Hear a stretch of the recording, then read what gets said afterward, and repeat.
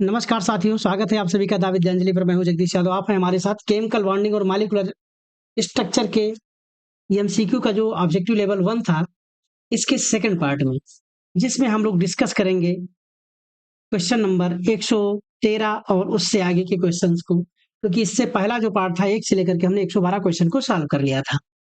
अब आइए, इस सेशन में आपका स्वागत है और स्वागत हमारा हो रहा है इस क्वेश्चन नंबर 13 से, जिसमें हम लोग डिस्कशन करेंगे कोवैलेंट बॉन्ड को लेकर के।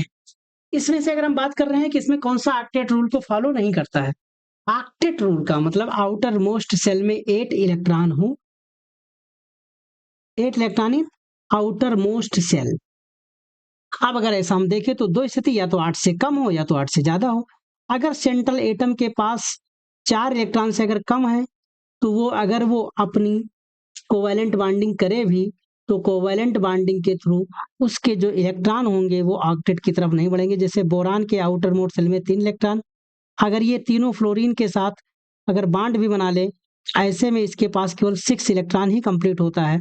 ऐसे में आपका एक इलेक्ट्रॉन डिफिशियंट कंपाउंड बन जाता है, हाइपोवैलेंट कंपाउंड होता है, और इसमें ऑक्टेट कंप्लीट नहीं है। यानी इसका मतलब ये ऑक्टेट रूल को फॉलो नहीं करता। बाकी को आप देखिएगा सब धूमधाम से 4+4, 5+3, और यहाँ जो सिचुएशन मिल रही है एच, वो एच, यहाँ पर भी आप देखोगे ऑक्सीजन के 2 बांड, ऑक्सीजन के 2 बांड, हाइड्रोजन एक बांड बना करके इस तरह से अपना ऑक्टेट कंप्लीट कर लेता। तो इसमें जो अंडर ऑक्टेट है वो आपका है BF3। अगला क्वेश्चन आपका है covalent bond are present in. आपको हम धूमधाम से बताए हैं कि ये जो बॉन्डिंग की जो सिचुएशन है, मेटल्स अपना इलेक्ट्रॉन लूज करके क्या बना लेते हैं, कैटायन, और जो नॉन मेटल होते हैं वो इलेक्ट्रॉन एक्सेप्ट करके क्या बना लेते हैं, एनायन। और ये कब, ये बहुत ज्यादा अच्छे से होगा जब इलेक्ट्रोनेगेटिविटी में डिफरेंस 1.7 से ज्यादा होगा। समझ गए? ऐसे में अगर आप बहुत सारे एग्जांपल आप देख रहे होंगे, तो इसमें जो आपका एल्युमिनियम क्लोराइड है, ये आपका कोवैलेंट बॉन्डिंग दिखाएगा। रीजन किसी भी तरीके से आप समझ लीजिए। और जब ये AlCl3 बनाता है, तो ये डाइमेराइज भी हो जाता है। अगर गैसेस स्टेट की बात करें तो गैसेस स्टेट में ये डाइमेराइज हो जाता है AlCl3। समझ पा रहे हैं? अगर आपको इसका स्ट्रक्चर बहुत सही से याद हो तो अक्सर एक क्वेश्चन पूछा जाता है। इस तरह से इसको हम बना दे रहे हैं।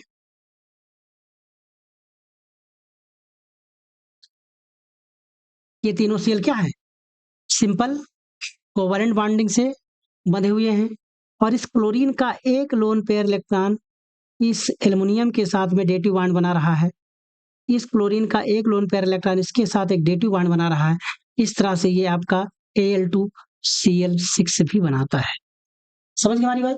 तो यहाँ पर एल्युमिनियम के साथ में 3 क्लोरीन कोवैलेंट बॉन्डिंग के साथ हैं, और एक मॉलिक्यूल का Cl दूसरे Al से, एक Cl दूसरे Al से डेटिव बॉन्ड बनाता है।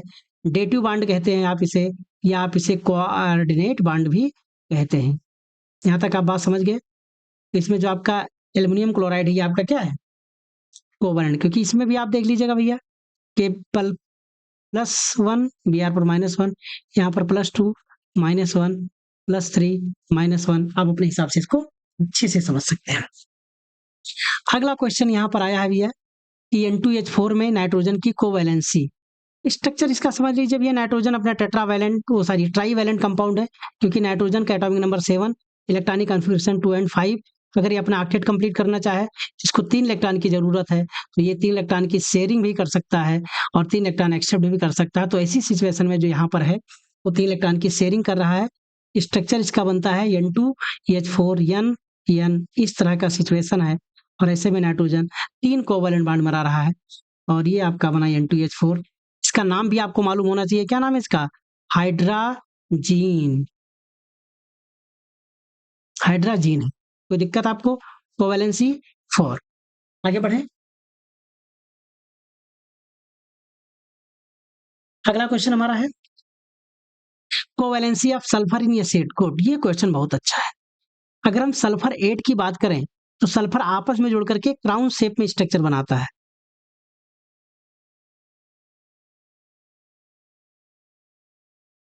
कितने सल्फर हो गए?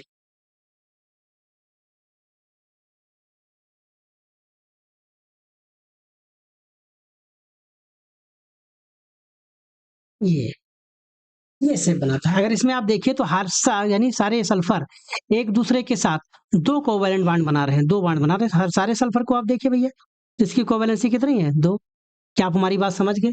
इस शेप में आपका यह सेट रहता है। आप इसे अच्छी से सोचिए। जो आपका फास्फोरस है वो आपका 4 के रूप में रहता है। कैसे? आपको समझ में आ रहा होगा। फास्फोरस टेट्राहेड्रल टाइप का बनाता है इस तरह से।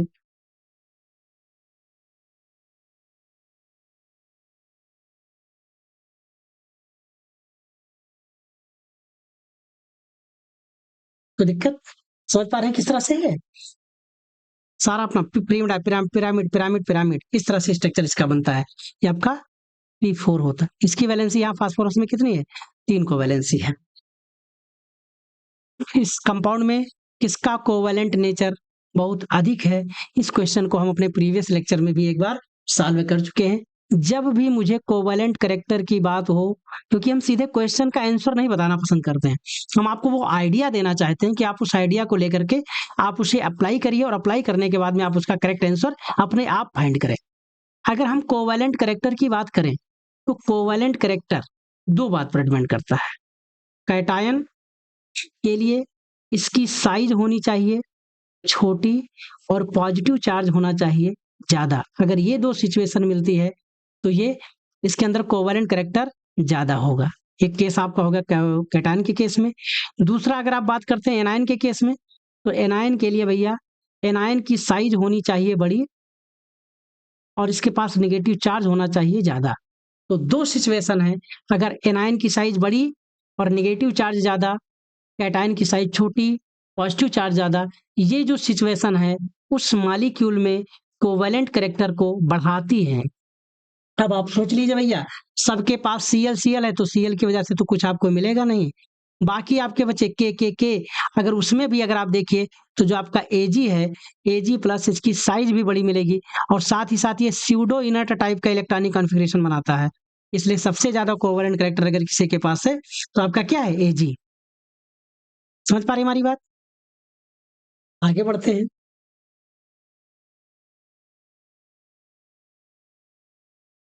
Electron deficient molecule of the following. Electron deficient एक ही बात, सेंट्रल एटम के पास 4 से कम इलेक्ट्रॉन हो तो अगर वो कोवैलेंट बॉन्डिंग करेगा भी तो शेयरिंग करने के बाद में अगर उसके पास 1 होगा तो 2 इलेक्ट्रॉन पूरा कर पाएगा, 2 है तो 4 पूरा कर पाएगा, 3 की शेयरिंग करेगा तो 6 पूरा कर पाएगा।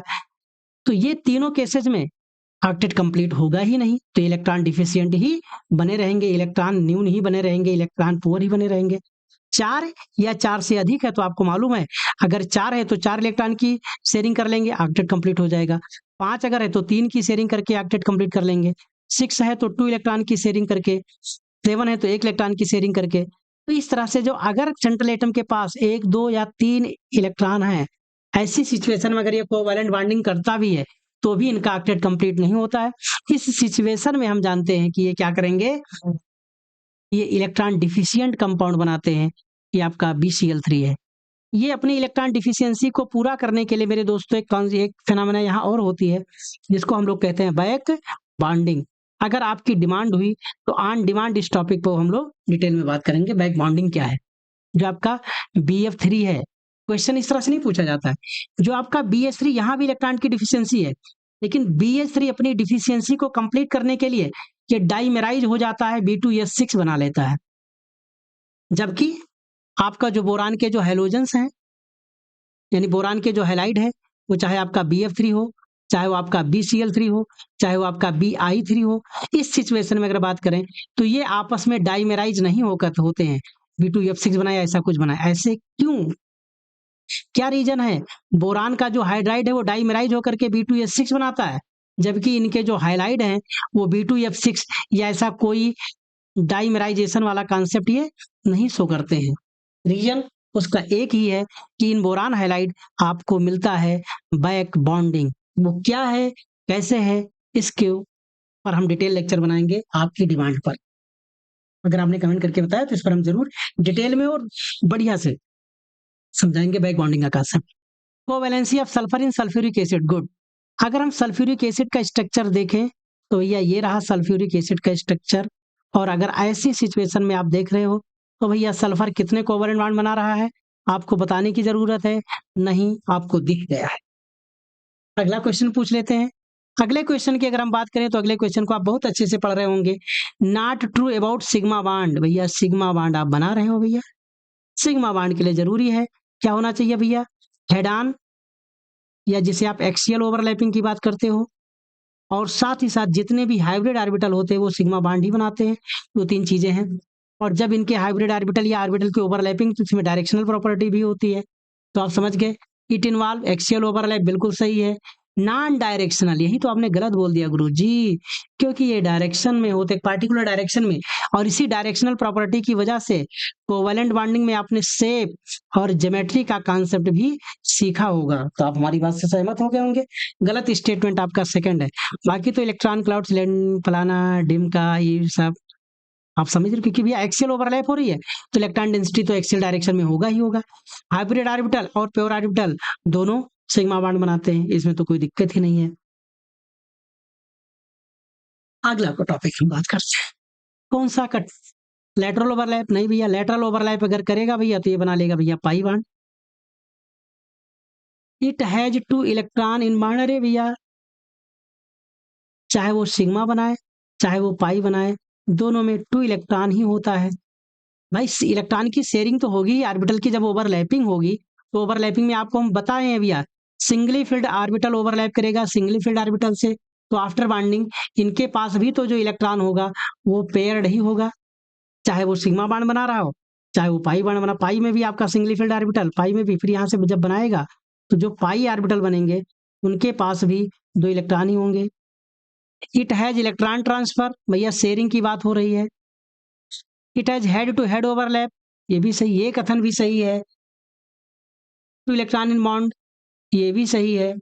इलेक्ट्रॉन ट्रांसफर इसकी बात करें, लेकिन इस सिग्मा बॉन्ड के लिए जो करेक्ट वर्ड है, ये दोनों के लिए लागू हो तो इस पर भी ज्यादा नहीं, ज्यादा इंपॉर्टेंट आपका ये है, head to head overlap, head on overlap या एक्सियल ओवरलैप, जो भी आप कहना चाहो। अगला बात करें हम, Pauling electronegativity value for element are use to predict, क्या बताना है भैया। चलिए भैया अब हम आपको एक होमवर्क दे देते हैं, इलेक्ट्रोनेगेटिविटी क्या है इसको हम समझाते हैं। तो पहली बात आप समझिए, जैसे 2 एटम हैं, ये कोवैलेंट बॉन्ड से बने हैं, इनके बीच में कोवैलेंट बॉन्ड है, कोवैलेंट बॉन्ड का मतलब है mutual sharing of equal number of electron. इस पे इस शेयर्ड इलेक्ट्रॉन पेयर पर दोनों का बराबर अधिकार होता है, इसका मतलब इसको इन दोनों के इक्विलिब्रियम पोजीशन पर होना चाहिए।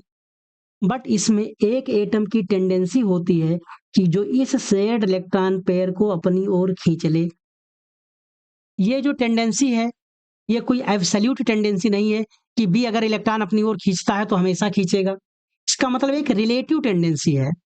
सबसे अच्छी वर्ड ये है, शब्द को पकड़ के रखना, एक एब्सोल्यूट पावर नहीं है, इसके एक रिलेटिव टेंडेंसी है। किस लिए, टू अट्रैक्ट क्या, बॉन्डेड इलेक्ट्रॉन पेयर, इसमें इन कोवैलेंट बॉन्ड, किधर, टुवार्ड इटसेल्फ, अपनी ओर खींचने की बात कर रहा है भैया, ये इलेक्ट्रोनेगेटिविटी। अब इलेक्ट्रोनेगेटिविटी का जो रिलेटिव स्ट्रेंथ है, रिलेटिव टेंडेंसी है, इसको मेजर करने के बहुत सारे स्केल, बहुत सारी मापनी है। तो अब हम आपसे पूछेंगे इलेक्ट्रोनेगेटिविटी के स्केल को हम कितने स्केल हैं और उनका बेसिस क्या है। आपने कहाँ पढ़ा होगा, पीरियोडिक प्रॉपर्टीज में पढ़ा होगा, आपने जो पढ़ा है पीरियोडिक क्लासिफिकेशन ऑफ एलिमेंट, वहां पर आपने इसको खूब डिटेल में पढ़ा होगा पीरियोडिक प्रॉपर्टी में। तो ये आपके लिए हम होमवर्क है और इस क्वेश्चन को भी हम आपके लिए ही छोड़ते हैं। ईएमएफ सीरीज से कोई मतलब ही नहीं है, मामला 2 ही बचा है। लेकिन डायपोल मोमेंट की तो बात करें हम, तो ऑर्गेनिक मॉलिक्यूल इन्होंने लगा दिया, ये थोड़ा सा गड़बड़ कर दिया, चलो आपके ऊपर ही छोड़ते हैं, आपको आइडिया मिल ही गया होगा। कोवैलेंसी ऑफ नाइट्रोजन धूमधाम से भैया, नाइट्रोजन 3 हाइड्रोजन के साथ जुड़ा हुआ है भैया, एक लोन पेयर है तो covalency 3।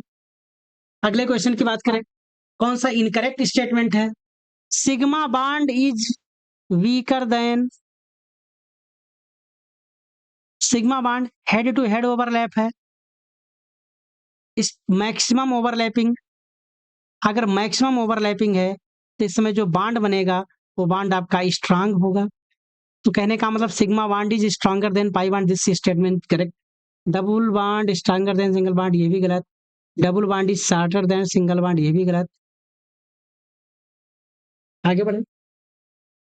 Two electron of one atom, two electron of one atom A and two electron of another atom B are utilized to form a compound AB. This is an example of, भैया A और B ने अपने दो दो electron use किए हैं। कहने के लिए बस आप समझिए, दो दो इलेक्ट्रॉन यूज किए हैं, यानी इक्वल, बराबर बराबर। और बराबर बराबर की अगर बात होगी तो ये बात केवल और केवल कब संभव है, शेयरिंग की बात कर रहा है। और अगर शेयरिंग की बात हो रही है तो आप जानते हैं शेयरिंग इज केयरिंग, सहसंयोजी बंध यानी कोवैलेंट बॉन्ड। पक्का समझ में आया। अब दूसरी बात, कोवैलेंट बॉन्ड तो मेरे पास दो जगह मिल गए, अब तो कंफ्यूजन हो गया मेरे दोस्तों। कोवैलेंट तो आप समझ गए, इसको कहानी खत्म करो, इसकी कहानी खत्म करो। अब कोवैलेंट तो बचा, अब कोवैलेंट में पोलर है कि नॉन पोलर है। मेरे दोस्तों यहाँ पर एक आपका कॉमन सेंस काम करना चाहिए। अगर दो सेम एटम है तो इलेक्ट्रोनेगेटिविटी में कोई डिफरेंस नहीं होगा। अगर इलेक्ट्रोनेगेटिविटी में कोई डिफरेंस नहीं है तो इस सिचुएशन में शेयर्ड इलेक्ट्रॉन पेयर दोनों के बीच एक इक्विलिब्रियम पोजीशन में होगा, यानी इनके ऊपर किसी के ऊपर पॉजिटिव नेगेटिव चार्ज नहीं लगेगा। तो ये सिचुएशन होगा कौन सा, नॉन पोलर कोवैलेंट बॉन्ड का।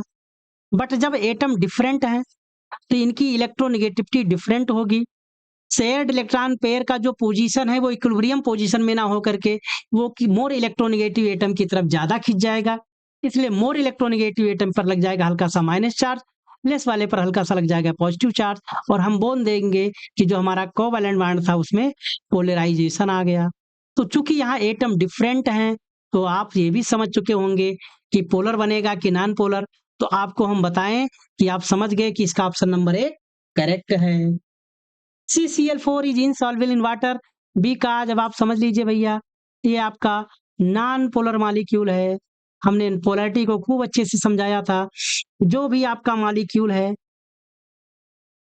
अगर उसके पास रेगुलर ज्योमेट्री है, रेगुलर का मतलब बार बार क्या बोल रहे हो, रेगुलर रेगुलर मतलब हाइब्रिडाइजेशन के अकॉर्डिंग है। sp है तो लीनियर, sp2 है तो ट्राइगोनल प्लेनर, sp3 है तो टेट्राहेड्रल, sp3d है तो ट्राइगोनल बाइपिरामिडल, sp3d2 है तो ऑक्टाहेड्रल, अगर sp3d3 है तो पेंटागोनल बाइपिरामिडल। ये रेगुलर ज्योमेट्री है, ज्योमेट्री एज पर हाइब्रिडाइजेशन रेगुलर ज्योमेट्री है। और जितने भी सराउंडेड एटम है अगर वो सेम टाइप के हैं, क्या है वो सेम टाइप के हैं, सेम है, तो ये सिचुएशन बताती है, क्योंकि बॉन्ड तो भले पोलर हो लेकिन उस सारे बॉन्ड का जो नेट डाइपोल मोमेंट होगा, ये जो म्यू नेट होगा, इसको कैलकुलेट करने के बाद में आपको जो मिलेगा वो 0 मिलेगा। म्यू नेट कैलकुलेट करने का हमने फार्मूला भी मेरे दोस्तों आपको बताए थे। हम म्यू नेट के लिए क्या है, 2 into mu into cos theta by 2, बहुत इंपॉर्टेंट फार्मूला है ये। तो आंसर अब हम बताएं आपको कि नहीं बताएं। CCl4 वाटर में इंसॉल्वेबल क्यों है, क्योंकि आप जानिए भैया, लाइक डिजॉल्व लाइक, तो वाटर आपका पोलर मॉलिक्यूल है तो ये पोलर सब्सटेंस को अपने में डिजॉल्व करेगा। क्योंकि आपका CCl4 नॉन पोलर है इसलिए पोलर सॉल्वेंट जो आपका वाटर है पोलर है, पोलर का मतलब ऑक्सीजन वाला एंड नेगेटिव, हाइड्रोजन वाला एंड पॉजिटिव, तो ये पोलर को डिजॉल्व नहीं करेगा। आपका आंसर मिल जाएगा। क्या हम समझ गए कि नहीं समझे, तो आप समझ गए भैया। मुझे लग रहा है कि आप आंसर बी को टिक कर रहे होंगे। अगर ऑप्शन आपने टिक कर दिया इसका मतलब आपको समझ में आया, नहीं टिक कर पाया इसका मतलब आपको और अच्छे से समझने की जरूरत है। आ जाइए भैया बिना देर किए हुए क्वेश्चन नंबर 127 पर, जो आपका बहुत ही बेसब्री से इंतजार कर रहा है। क्या पूछ रहा है, maximum number of covalent bond by which the two atom can be bonded to each other. Maximum number of covalent bond, सोच लीजिए भैया, आप जिस तरह से आप बात कर रहे हैं उस बात को अगर हम आगे बढ़ाते जाएं, ऐसे में 3 कोवैलेंट बॉन्डिंग की हम लोग बात करेंगे। इससे ऊपर आपका एक मॉलिक्यूल मिलता है आपको, चलिए यहाँ पर आपको कुछ मिलेगा भी 4 बॉन्ड, वो आपका कुछ और तरीके से है, इसलिए आप 3 कोवैलेंट बॉन्डिंग तक ही बात करें आप। समझ गए? अगला है the bond present in N2 molecule.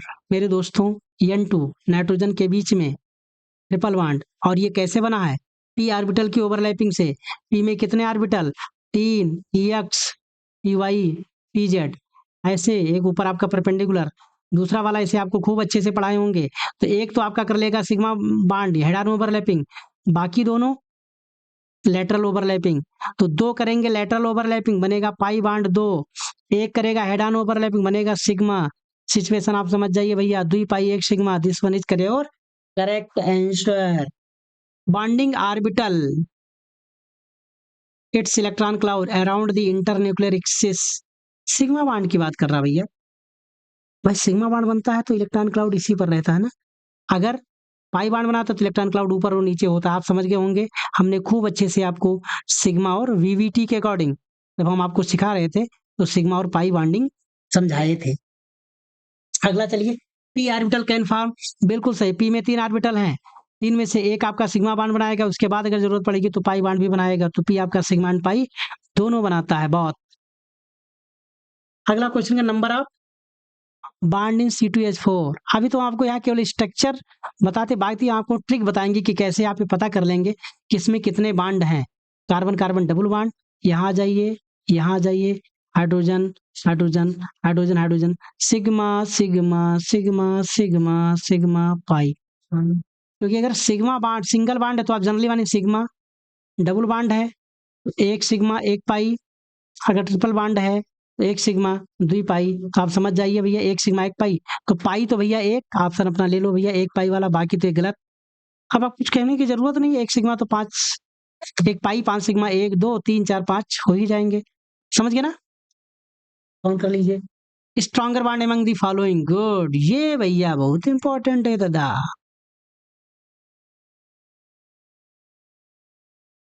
Bonding, strong bonding की लिए जरूरी है कि बॉन्डिंग ऑर्बिटल में मैक्सिमम ओवरलैपिंग होनी चाहिए। कैसी ओवरलैपिंग हो? मैक्सिमम ओवरलैपिंग हो। और मैक्सिमम ओवरलैपिंग के लिए से सिमेट्री का होना कंपलसरी है। जितनी ज्यादा सिमेट्री ओवरलैपिंग का एक्सटेंट उतना ही ज्यादा आपका आंसर भी मिल जाएगा होगा। सेम प्रोसेस आपका यहाँ भी लग रहा होगा। इसका भी आंसर आप कमेंट बॉक्स में करके बता दीजिए। अगला क्वेश्चन आपका आ रहा है, गुड, डी पाई पी पाई। देखिए, इतना तो आप समझ गए मेरे दोस्तों कि जो सिग्मा बाण बनता है वो हेड ऑन ओवरलैपिंग से, और इसमें आपने देखा यस ऑर्बिटल हमेशा सिग्मा ही बनाएगा। ये आपका सिग्मा भी बना सकता, पाई भी बना सकता। सिचुएशन यहाँ डी के साथ भी वही है। लेकिन अगर पाई बाण बनाना है तो इसके लिए लेटरल ओवरलैपिंग कराना है।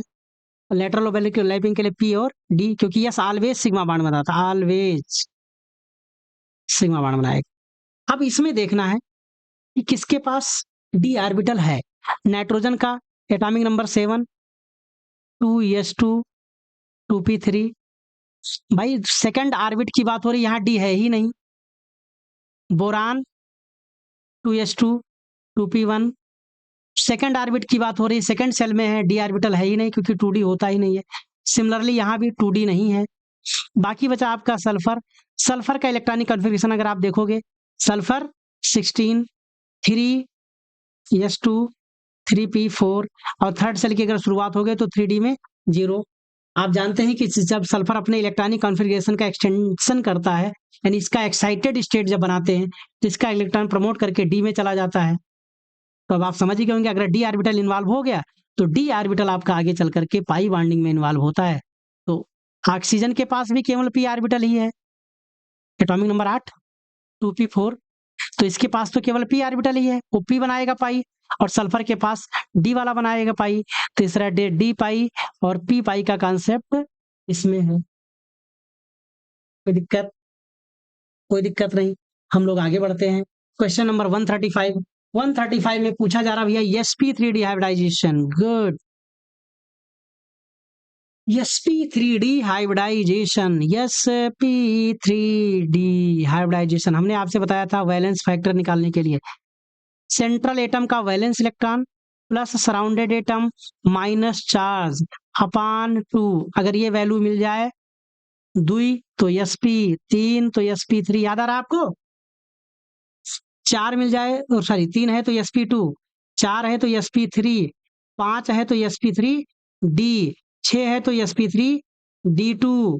ये सब आप समझ पा रहे हैं ना, क्लास लेक्चर आप पढ़ के आए हैं तो। और अगर आगे आपका भैया sp3d3 तो 7। अब आप समझ जाओ भैया, पता करो आयोडीन के वाइस्तम कोष में कितने electron, valence electron 7, surrounded atom 7, charge कुछ है नहीं, बटा दो यानी आपको मिलेगा 7। 7 का मतलब हाइब्रिडाइजेशन sp3d3। IF5 की बात करें, आयोडीन के वाइतम कोष में आउटर मोड सेल में कितने इलेक्ट्रॉन, 7, सराउंडेड एटम 5, चार्ज कुछ है नहीं, बाई 2 आपको मिलेगा 6, और 6 इलेक्ट्रॉन पेयर का मतलब है sp3d2 हाइब्रिडाइजेशन। SF6 की बात करें तो सल्फर के आउटर मोड सेल में 6 इलेक्ट्रॉन, सराउंडेड एटम 6, चार्ज कुछ है नहीं, 1 2 6 इलेक्ट्रॉन का पेयर मतलब आप समझ गए sp3d2। PF5, गुड, फास्फोरस के आउटर मोड सेल में 5 इलेक्ट्रॉन, सराउंडेड एटम भी 5, कैलकुलेट किया बाई 2, 5 इलेक्ट्रॉन पेयर आपको मिलेंगे, और 5 का मतलब भी आप समझ गए होंगे भैया sp3 डिहाइब्रिडाइजेशन। आपका बिल्कुल धूमधाम से जो आपका करेक्ट आंसर मिला दैट इज योर PF5। कोई कंफ्यूजन? कोई कंफ्यूजन नहीं।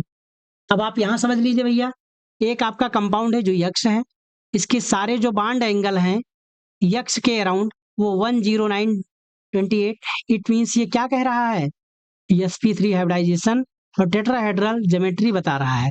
इसमें कौन हो सकता है, इसमें कौन हो सकता है, कौन हो सकता है का सीधा सीधा मतलब है यह एक रेगुलर ज्योमेट्री है। क्या है भैया? रेगुलर ज्योमेट्री का मतलब ज्योमेट्री एज पर हाइब्रिडाइजेशन, और ये तभी पॉसिबल है जब लोन पेयर जीरो हो, लोन पेयर इलेक्ट्रॉन क्या हो, जीरो हो, और सेम टाइप के सराउंडेड एटम हो, सेम टाइप के सराउंडेड एटम हो, और ये स्थिति केवल और केवल CCl4 में दिख रही है। और मेरे दोस्तों आप समझ चुके होंगे ये आपका होगा CCl4 रेगुलर आइसोटेट्राहेड्रन बनाएगा, और ये रहा आपका करेक्ट आंसर। हमें लग रहा है कि आपको आपका आंसर मिल चुका है। और मेरे दोस्तों आप ऐसे ही सीखते रहिए, बढ़ते रहिए। Carbon dioxide is iso structural, carbon dioxide structure है ये, दैट इज योर लीनियर। अब हम बना देते भैया HgCl2 बता देंगे, HgCl इधर भी और Cl इधर भी, लीनियर। तो आपका तो आंसर मिल ही गया, लेकिन और भी बता देते हैं। ये आपका O, H इधर, H इधर, V शेप, SnCl2 भी बिल्कुल ऐसे ही, SN, ये सिचुएशन आपको मिलेगा। NO2 भी आपका V शेप ही मिलेगा।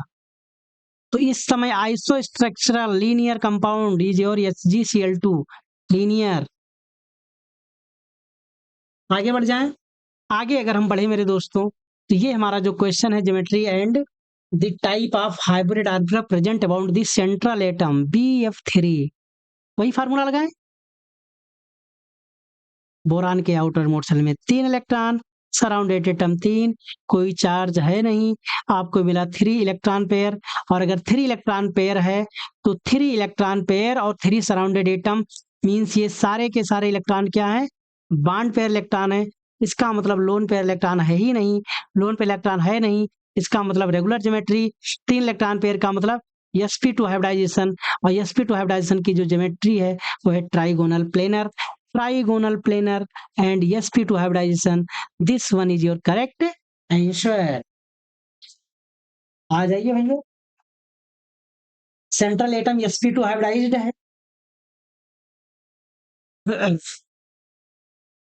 sp3, sp3, sp2, आ जाइए भैया sp3। कैसे हम इसको सोचेंगे, आप अपना कॉन्सेप्ट लगा दीजिए। कार्बन का outer most 4 electron, 3 bonded atom minus एक चार्ज है अपान में 2, आप कैलकुलेट कीजिएगा 6/2, समझ पाएंगे कैसे? 3 और 3 इलेक्ट्रॉन पेयर का मतलब ही होता है sp2 हाइब्रिडाइजेशन। आप समझ गए हो तो आपका करेक्ट आंसर होगा this one. Bond H2O form through overlapping of the orbital, भैया हाइड वाटर, ऑक्सीजन के आउटर मोड से 6 इलेक्ट्रॉन, बॉन्डेड एटम 2, कोई चार्ज नहीं, अपान में 2 मिलेगा 4 इलेक्ट्रॉन पेयर। 4 इलेक्ट्रॉन पेयर का मतलब sp3 हाइब्रिडाइजेशन। जुड़ा कौन है? हाइड्रोजन। अगर हम हाइड्रोजन की बात करें तो एटॉमिक नंबर 1 का मतलब इसका s ऑर्बिटल यानी sp3s। sp3 किसका? ऑक्सीजन का। s किसका? हाइड्रोजन का। This one is your correct answer. PCl5 में बता दें आपको, सिमिलरली फास्फोरस में PF5 की तरह ही हाइब्रिडाइजेशन sp3d। अब आपका ऑप्शन हो गया sp3d। और Cl की बात करें atomic number 17, electronic configuration 3s2 3p5, और 3p5 में p में आप 5 इलेक्ट्रॉन भरिए भैया, एक कुंड का नियम 1 यानी इसका एक p ऑर्बिटल वैकेंट है, यानी क्लोरीन का p और फास्फोरस का sp3d। आंसर आपका sp3d, this one is phosphorus, this one is for Cl। Answer आपको मिल गया, आंसर आपको मिल गया। तो अब ये आंसर आप लोग अपने आप ही दे दीजिए क्योंकि ये सिमिलर फिनोमेना है। कुछ बताएं? चलो कर ही लेंगे। एसबी के भाई, नाइट्रोजन, फास्फोरस, आर्सेनिक, एंटीमनी सब सेम ग्रुप के हैं, तो सबके आउटर मोशन में 5 इलेक्ट्रॉन है, बाकी कैलकुलेशन आप कर ही लोगे। O2F2 धूमधाम से क्वेश्चन है। Hybridisation of oxygen in O2F2, एक ही नारा, एक ही नाम, sp3 sp3। कुछ आपके मन में आ रहा है? जी नहीं, आपके मन में कुछ चल भी रहा होगा और वो अच्छा चल रहा है। क्या अच्छा चल रहा है मेरे दोस्तों? अगर आपके मन में एक कॉन्सेप्ट आ रहा हो मोनोवैलेंट एटम वाला, वो भी चला लीजिए, और ऑक्सीजन को हम बोले थे भैया छोड़ देना चाहिए, वो भी चला लीजिए, और दोनों चलाने के बाद में फिर आप रिजल्ट कंपेयर कीजिए कौन सा सही है। EF6 सल्फर का बड़ा भाई, सल्फर आउटर मोड सेल में 6 इलेक्ट्रॉन, तो सल्फर, सेलेरियम, टेल्यूरियम 6 इलेक्ट्रॉन, जुड़े हुए एटम 6/2, वो सॉरी 6+6 यानी 12/2 यानी 6 इलेक्ट्रॉन पेयर। कुछ मैं बताऊं कि नहीं बताऊं? आप बता दीजिएगा। अगर आप ऑक्टाहेड्रल बता रहे हैं तो आप अपने आंसर को एक बार चेक करिएगा, फिर मुझे बताइएगा कौन सा geometrical configuration correspond to DsP2। Good मेरे शेरों, this one is belong to square planar geometry. मेरे दोस्तों धूमधाम से आपको समझना है।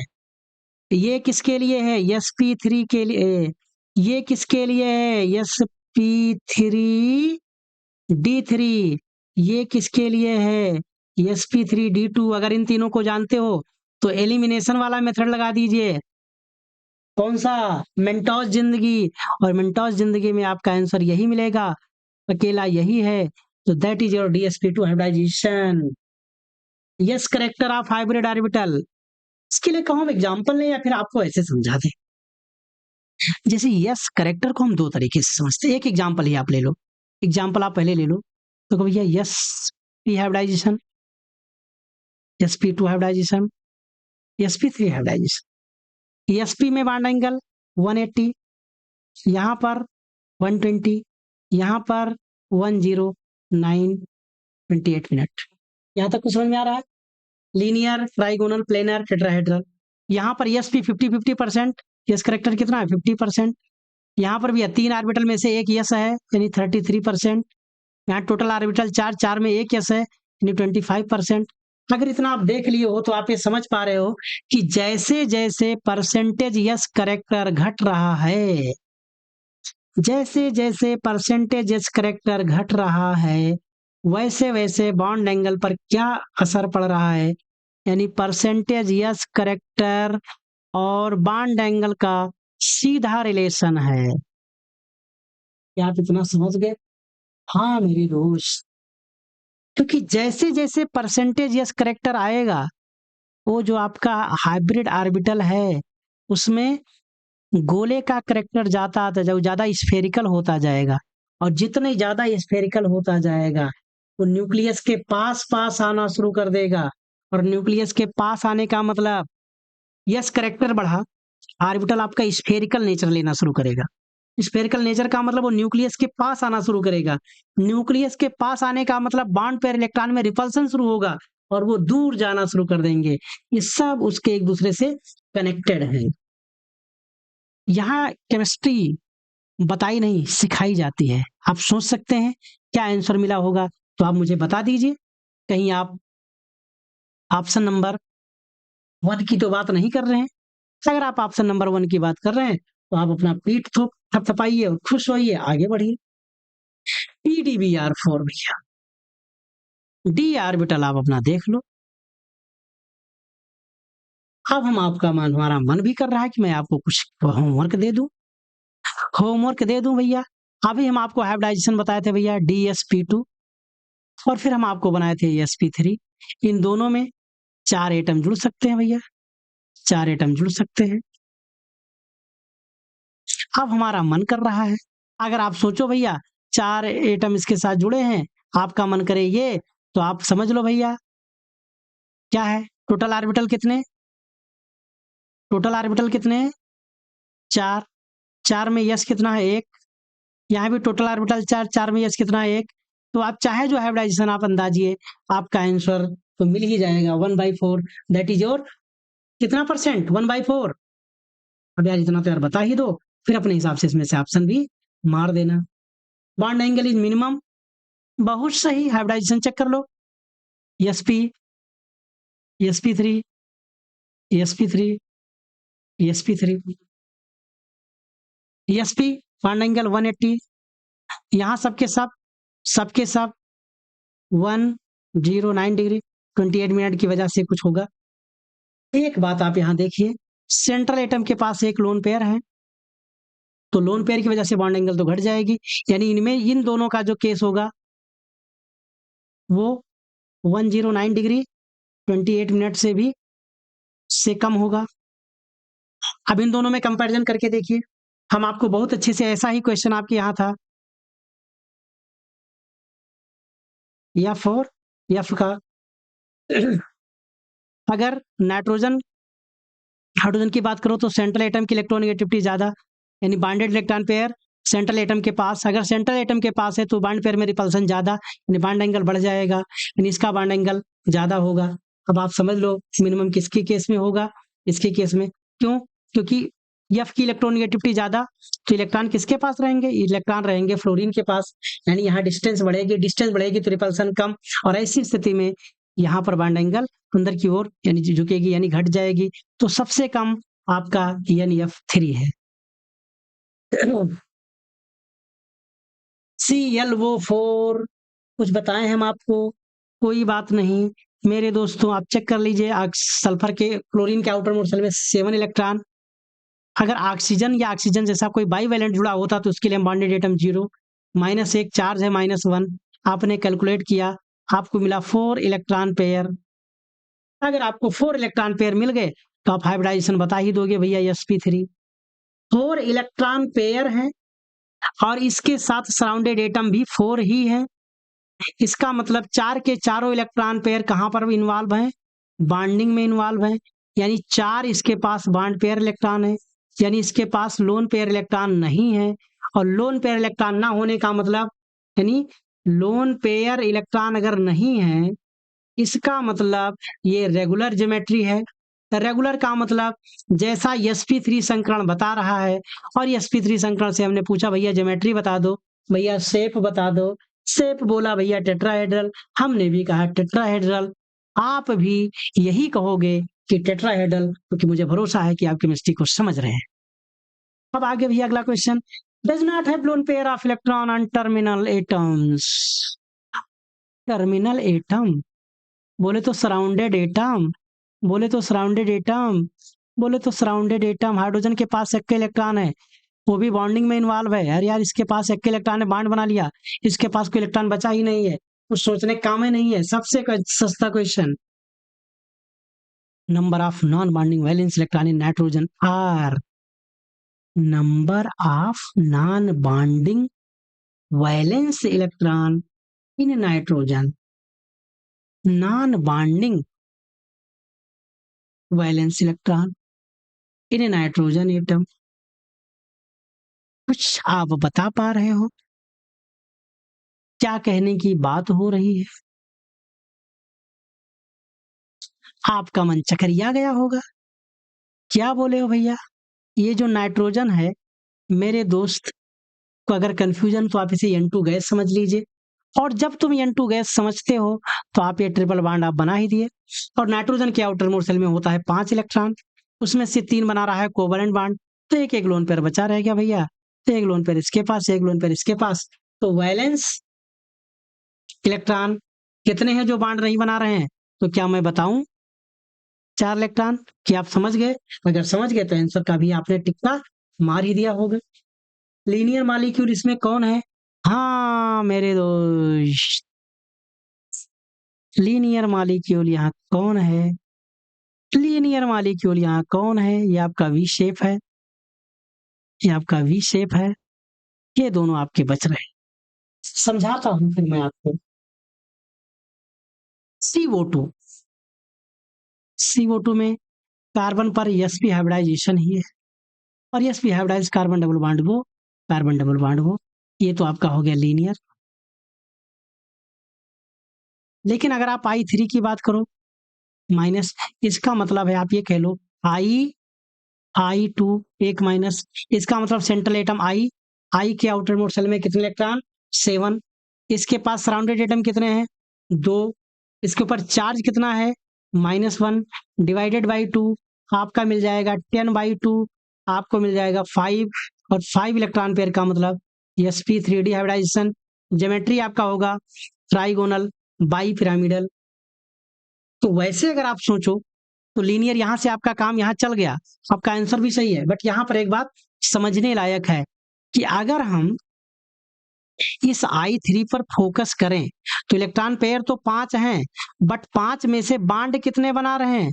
बांड बना रहे हैं केवल 2, यानी इसके पास अगर देखोगे 5 में से 2 बांड पेयर इलेक्ट्रॉन है और 3 लोन पेयर इलेक्ट्रॉन है। और अगर हम sp3d3 की बात करें, sp3d की बात करें तो ज्योमेट्री जो मिलती है वो ट्राइगोनल बाई पिरामिडल। तीनों लोन पेयर को आप ऐसे रख दो, तीनों लोन पेयर को आप ऐसे रख दो, और ऐसा जब आपने रखा तो सिचुएशन आपको मिल गई। आई एक आपका बीच में है, एक आई आपका ऐसे है, एक आई आपका ऐसे है, और इस पर ऐसे नेगेटिव चार्ज लगा दी। ये भी आपका लीनियर है, बट यहाँ हाइब्रिडाइजेशन भी लीनियर बता रही है, शेप भी लीनियर है, तो ये आपका एप्रोप्रिएट ज्यादा अच्छा आंसर है, बट इसका भी शेप लीनियर ही है, बट ज्योमेट्री डिफरेंट है। ज्योमेट्री क्या है? ट्राइगोनल बाई पिरामिडल, इसलिए बढ़िया ऑप्शन ये है, बट ये भी लीनियर शेप में ही भी है। अगला आ जाइए भैया 153, lone pair of electron are absent. एक ही मॉलिक्यूल है, बोरान के आउटर मोस्ट शेल में 3 फ्लोरीन के साथ जुड़ रहा है, तो इसके पास जब इलेक्ट्रॉनें 3 हैं तो ये वैसे इलेक्ट्रॉन कम है, तो लोन पेयर होने का तो कोई मतलब नहीं, जबकि यहाँ वैलेंसी है, इलेक्ट्रॉन वैकेंसी है, एक इलेक्ट्रॉन पेयर इसको चाहिए।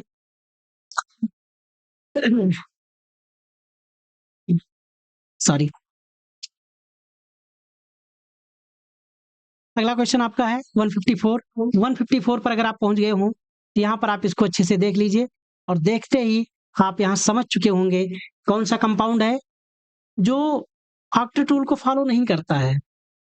ऑक्टेट रूल को फॉलो नहीं करता है, ये आपका यही है 6 + 4, 10 इलेक्ट्रॉन इसके पास है। समझ गए? हमने प्रीवियस लेक्चर में बहुत अच्छे से इसे समझा दी। प्रीवियस लेक्चर का मतलब इससे पहले वाला जो पार्ट 1 है वहां भी ऐसे क्वेश्चन मिले थे। यहाँ तक की यात्रा हम लोगों ने बहुत अच्छे से की है। अगला क्वेश्चन अगर हम आपसे पूछते हैं तो इस पर भी आप एक बार कोशिश करिए कि increasing size of hybrid orbital. Okay, आपको बताया थे भैया परसेंटेज करेक्ट जैसे जैसे बढ़ेगा वो स्फेरिकल शेप लेना शुरू करता है, और साथ ही साथ वो न्यूक्लियस के पास आने की कोशिश करता है। अगर न्यूक्लियस के पास आ रहा है तो आप ही बता दीजिए भैया साइज घटेगी या साइज बढ़ेगी। तो अब आप यहाँ से सोच लीजिए, परसेंटेज करेक्ट बढ़ाओगे तो साइज पर क्या इफेक्ट पड़ता है, इसी के अकॉर्डिंग आप देख लीजिए, आपको लेस परसेंटेज करेक्टर चाहिए या फिर मोर चाहिए।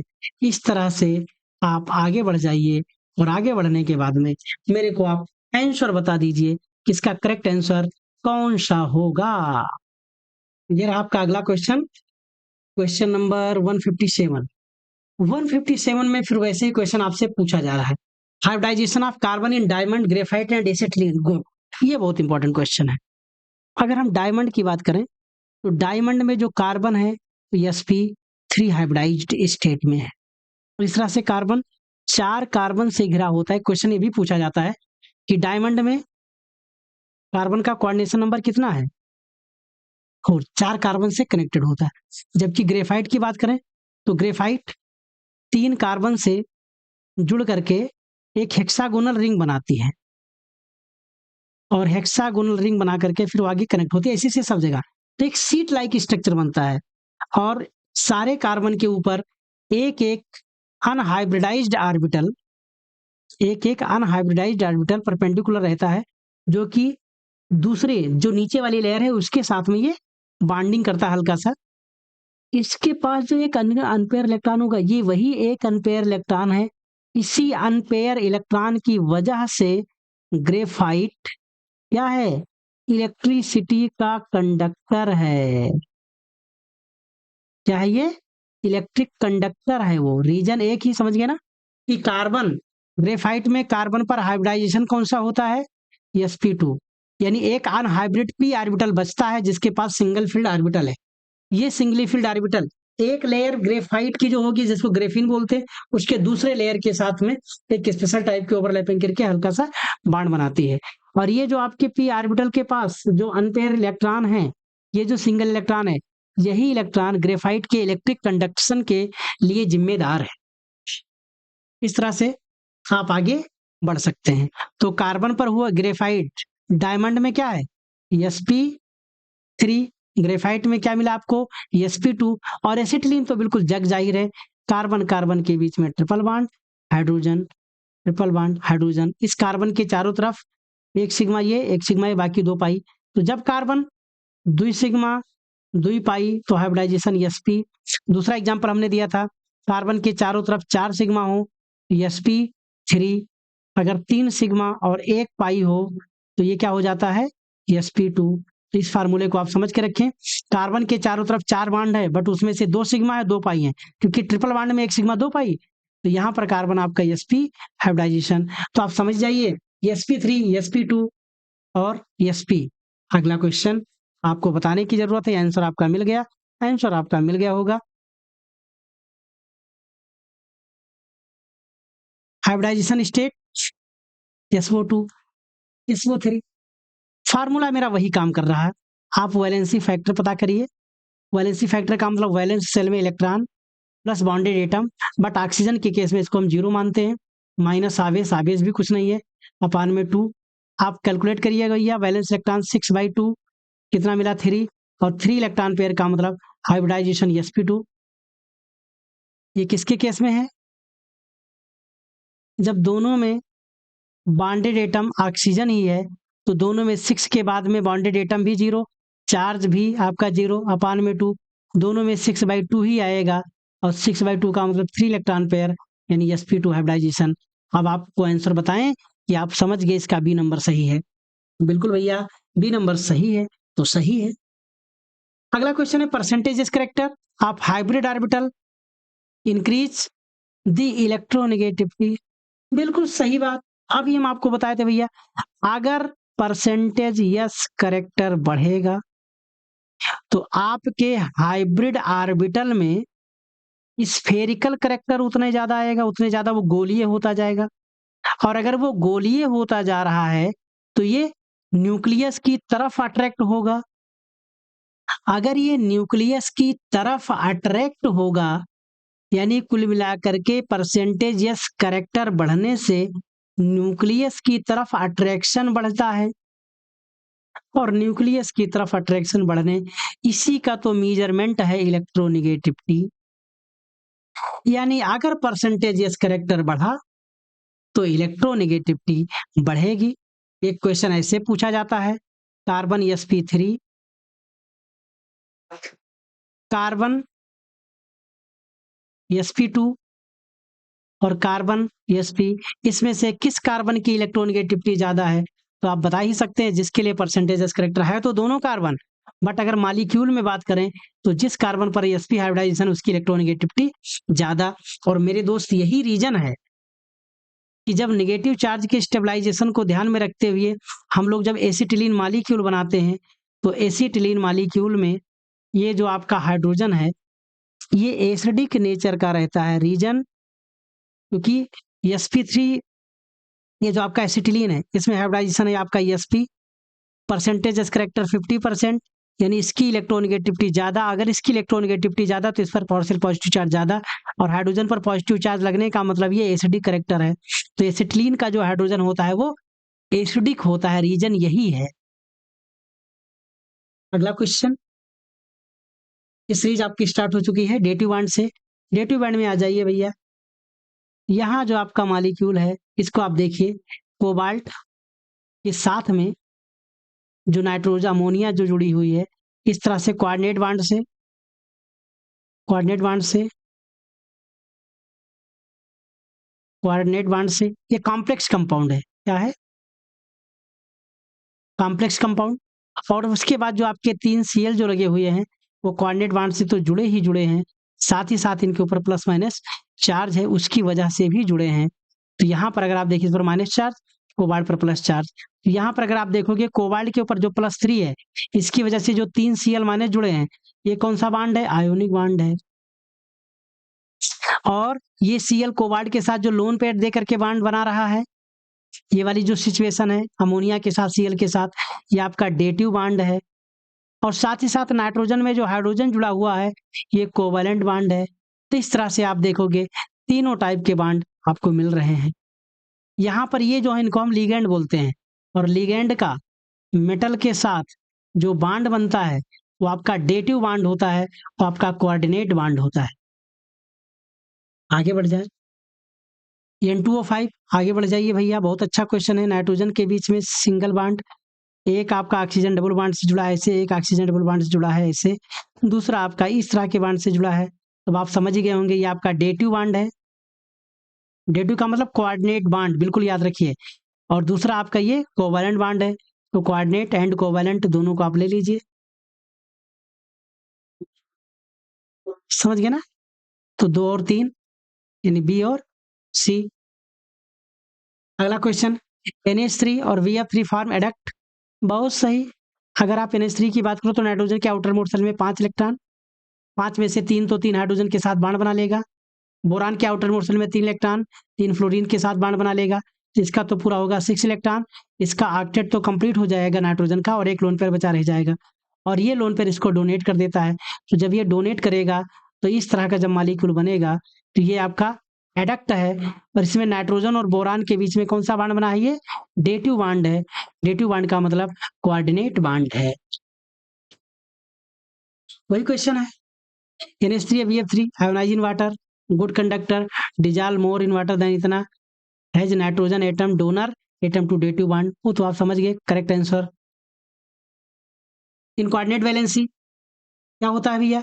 Electron equally shared? नहीं भाई, एक ही एटम दोनों इलेक्ट्रॉन देता है। Electron of one atom are shared with 2 atom.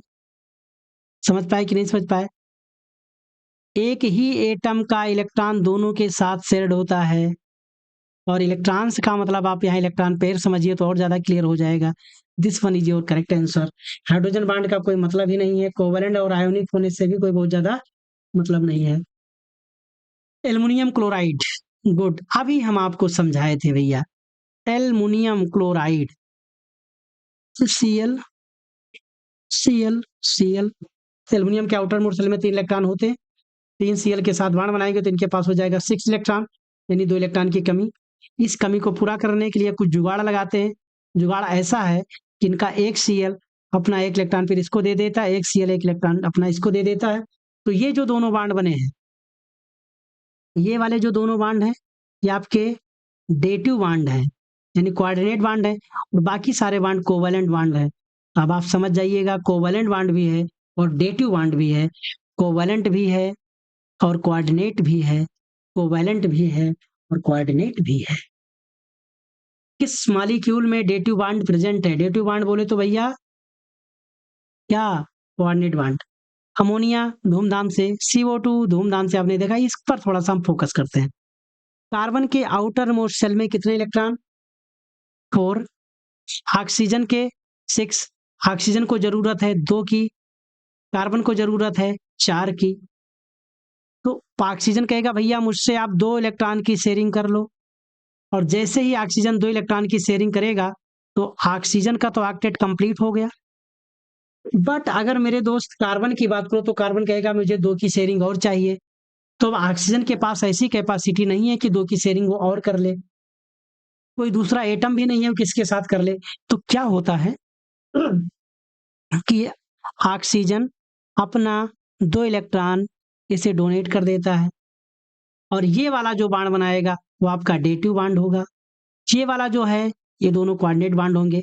इस तरह से जब आप बॉन्ड बनाते हो तो इसमें आपको 2 बॉन्ड बनाना होता है, ये कोऑर्डिनेट, वो सारी कोवैलेंट, और एक आपका कोऑर्डिनेट, एक लोन पेयर इसके पास, एक लोन पेयर इसके साथ।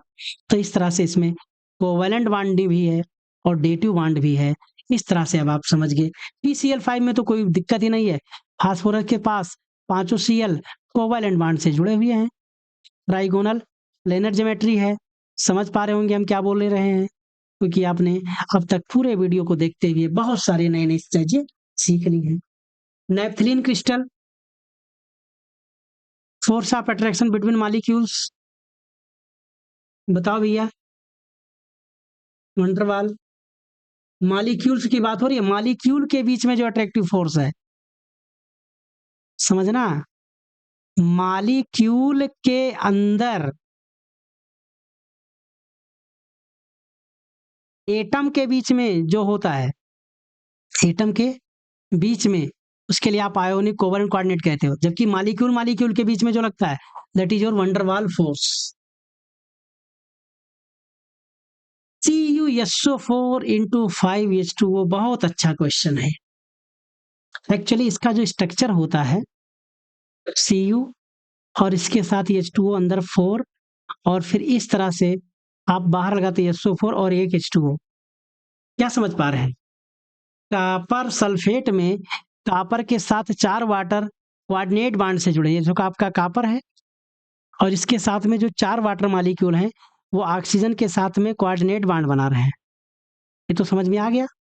तो CuH2O का होल 4 समझ में आया।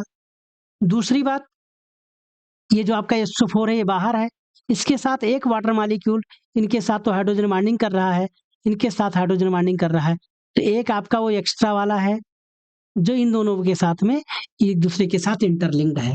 तो CuSO4 इंटू 5H2O का स्ट्रक्चर है CuH2O का होल 4 ब्रैकेट में SO4 डॉट H2O। ये H2O इन दोनों के साथ लिंक बनाता है वाया हाइड्रोजन बॉन्डिंग। कोई दिक्कत? अब समझ पा रहे होंगे। Type of bond present in, तो भैया आप समझ ही गए होंगे, सारे बॉन्ड मिल रहे हैं, क्योंकि सल्फेट पर माइनस चार्ज लगा तो माइनस प्लस वाला तो हो गया आयोनिक यानी इलेक्ट्रोवैलेंट। वाटर में हाइड्रोजन ऑक्सीजन के बीच कोवैलेंट, और वाटर के ऑक्सीजन और कॉपर के बीच में कोऑर्डिनेट, तीनों बॉन्ड आपको मिल रहा है। अगला क्वेश्चन आप आगे बढ़े। अगले क्वेश्चन पर आप आगे बढ़े तो वही क्वेश्चन जो आपका पहले आया, क्योंकि आपका ये कंपाउंड कैसा है, कॉम्प्लेक्स कंपाउंड है, और कॉम्प्लेक्स कंपाउंड के लिए जो बात मानी जा रही है वो यही है, तीनों बन रहे हैं। अब आप समझ चुके होंगे, स्ट्रक्चर आप देख लीजिए, आप बहुत अच्छे से समझ जाएंगे। ये जो प्लस माइनस का वाला चार्ज है ये आयोनिक है, ये वाला जो बॉन्ड आप दिखा रहे हो ये कोवैलेंट है, और साइनाइड में जो कॉपर और कार्बन और नाइट्रोजन जुड़े हैं ये कोवैलेंट है, ये कोवैलेंट, ये डेटिव, और ये आपका आयोनिक, तीनों बॉन्ड मिल रहा है। सेम चीज। अब आ गया भैया आपका अगला, आपका एमओटी, हाईएस्ट पैरामैग्नेटिक कैरेक्टर। भैया मैग्नेटिक प्रॉपर्टी को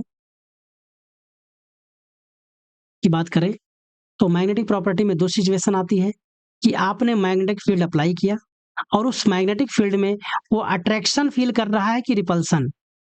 अगर वो अट्रैक्शन फील कर रहा है तो सिचुएशन कुछ और है। अट्रैक्शन है तो इसको हम बोलते हैं पैरामैग्नेटिक, और अगर रिपल्सन फील करेगा तो क्या है वो डायामैग्नेटिक। पैरामैग्नेटिक की कंडीशन क्या है? ये कंडीशन है कि इसके पास अनपेयर इलेक्ट्रॉन प्रेजेंट होने चाहिए। डायामैग्नेटिक में सारे के सारे इलेक्ट्रॉन पेयर्ड होने चाहिए।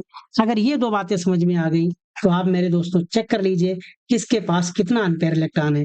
ऑक्सीजन की अगर आप बात भी करो तो इसका इलेक्ट्रॉनिक विन्यास है 2s2 2p4। आप चेक कर लीजिए भैया।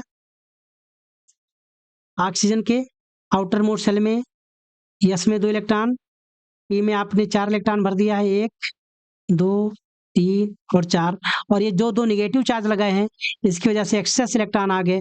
इसका मतलब सारे के सारे इलेक्ट्रॉन पेयर्ड, यानी O-2 डायामैग्नेटिक। नाइट्रोजन की बात करो भैया, नाइट्रोजन में आ जाएगा आपका भैया 2s2 2p3। यस में कितने इलेक्ट्रॉन? 2। पी में कितने इलेक्ट्रॉन? 3, और 3 अनपेयर इलेक्ट्रॉन आप भरिए। इसके ऊपर कोई प्लस माइनस है नहीं तो ये सिचुएशन यही रहेगा। इसका मतलब नाइट्रोजन के पास 3 अनपेयर इलेक्ट्रॉन है, और 3 अनपेयर इलेक्ट्रॉन है, इसका मतलब ये पैरामैग्नेटिक है। एफ की बात करो तो इसका एटॉमिक नंबर 9, एक इलेक्ट्रॉन इसने एक ले लिया, हो गया इसके पास 10 इलेक्ट्रॉन। 10 इलेक्ट्रॉन का मतलब बिल्कुल इसके जैसा ही। कार्बन की बात करो भैया, कार्बन का इलेक्ट्रॉनिक विन्यास क्या मिलेगा? 2s2 2p4। भैया 2s में भर दो भैया 2 इलेक्ट्रॉन, 2p में भर दो भैया 2 इलेक्ट्रॉन, गलती 2p2 है, p में भर दो भैया 2 इलेक्ट्रॉन। आपके पास 2 अनपेयर इलेक्ट्रॉन आए, तो यहाँ पर 2 ही अनपेयर इलेक्ट्रॉन है तो ये भी पैरामैग्नेटिक, बट 2 अनपेयर इलेक्ट्रॉन है, ये भी पैरामैग्नेटिक, 3 अनपेयर इलेक्ट्रॉन है। तो ऐसी स्थिति में अगर पैरामैग्नेटिक कैरेक्टर की बात करें, इस एग्जाम्पल में नाइट्रोजन का पैरामैग्नेटिक कैरेक्टर कार्बन के कंपैरिजन में ज्यादा है, क्योंकि यहाँ 3 अनपेयर इलेक्ट्रॉन है और यहाँ केवल 2 अनपेयर इलेक्ट्रॉन है। आ जाइए भी अगले क्वेश्चन पर। एक आयन है जो CO के साथ आइसो इलेक्ट्रॉनिक है, और बॉन्ड ऑर्डर भी सेम है। आइसो इलेक्ट्रॉनिक है तो बॉन्ड ऑर्डर भी सेम होगा ही होगा। अगर हम CO की बात करें भैया तो कार्बन का एटॉमिक नंबर 6, ऑक्सीजन का भैया 8, टोटल हो गया 14 इलेक्ट्रॉन। पता करो, कार्बन की बात करो भैया, चेक करो, कैलकुलेट करो। आ गया आपका कार्बन के पास कितने इलेक्ट्रॉन? 6। नाइट्रोजन का 7 निगेटिव चार्जेस का मतलब 1 इलेक्ट्रॉन एक्स्ट्रा, हो गया भैया 14 इलेक्ट्रॉन। ऑक्सीजन की बात करो 8, 2 ऑक्सीजन है, 16, 1 निकल गया, हो गया भैया आपके पास 15 इलेक्ट्रॉन। O-2 की बात करो, O2-1, आप देखोगे O2 का मतलब 16, 1 इलेक्ट्रॉन एक्स्ट्रा, हो गया भैया 17 इलेक्ट्रॉन। N2 की बात करो 7 7 14, 14 में से प्लस चार्ज लगा, इसका मतलब 1 इलेक्ट्रॉन निकाल दो, हो गया इसके पास भैया 13 इलेक्ट्रॉन। अब आप सोच ही लो, CO का भैया इलेक्ट्रॉन 14 है और 14 दूसरा किसी के पास है तो वो है आपका साइनाइड। इसका मतलब भैया अगर इस क्वेश्चन को सॉल्व करना है तो साइनाइड को टिक करना पड़ेगा। इसमें कौन पैरामैग्नेटिक है? अभी आपने भैया देख लिया 14 इलेक्ट्रॉन है, इसको भी देख लिया 14 इलेक्ट्रॉन है। इसकी भी बात करें 7 और 8 और प्लस का मतलब 1 इलेक्ट्रॉन निकल गया, ये भी आपका 14 इलेक्ट्रॉन है। और ये क्या है? नाइट्रोजन है। ऑक्सीजन की बात करें भैया तो ऑक्सीजन आपका क्या है? O2 16 प्लस -1 है, इसका मतलब 1 इलेक्ट्रॉन एक्स्ट्रा, हो गया भैया 17 इलेक्ट्रॉन। अब हम आपको डिटेल में बताएं या मेरी बात आप ऐसे समझ जाएंगे? 14 इलेक्ट्रॉन का आप सीक्वेंस बना ही डालो, समझ लीजिए मॉलिक्यूलर ऑर्बिटल डायग्राम, उसके अकॉर्डिंग इलेक्ट्रॉनिक कॉन्फ़िगरेशन। तो sigma 1s2, sigma star 1s2, sigma 2s2, sigma star 2s2। ये तो भैया सबके लिए सेम होता है, बिल्कुल सेम होता है। बात किया नाइट्रोजन 14 इलेक्ट्रॉन का केस है तो भैया ले आइए पाई, तो पाई 2px और पाई 2py दोनों का एनर्जी बराबर, दोनों की सिमेट्री सेम। यहाँ तक आपने इलेक्ट्रॉन भर चुके हैं 8, आपके पास है कितना? 14 इलेक्ट्रॉन। कोई दिक्कत नहीं, आप भरिए भैया 1 इलेक्ट्रॉन यहाँ, 1 इलेक्ट्रॉन यहाँ, हो गया 10। फिर अभी और बाकी हैं, एक यहाँ और एक यहाँ, कितने हो गए? 12 इलेक्ट्रॉन। फिर इसके बाद आपका आएगा सिग्मा 2pz, 2 इलेक्ट्रॉन आपके बचे, तो यहाँ भर दीजिए, हो गए आपके 14 इलेक्ट्रॉन। आप देख लीजिए मेरे दोस्त, सारे के सारे इलेक्ट्रॉन आपको क्या दिखेंगे? यहाँ भी एक ऑर्बिटल में 2 इलेक्ट्रॉन पेयर्ड, यहाँ भी पेयर्ड, यहाँ भी पेयर्ड, यहाँ भी पेयर्ड पेयर्ड पेयर्ड पेयर्ड, यानी all electron paired, it means diamagnetic. क्या है? डायामैग्नेटिक। ये भी भैया डाया डाया डाया। अब बताओ भैया, ऑक्सीजन को ऐसे मान लें मेंटॉस लाइफ या कैलकुलेट करके देखें? तो पहला क्वेश्चन हम इसे कैलकुलेट कर लेते हैं। यहाँ पर इलेक्ट्रॉन है 17, यहाँ थोड़ा सा सीक्वेंस चेंज हो जाएगा, यहाँ वाला सीक्वेंस चेंज होता है, चेंज कर दो भैया।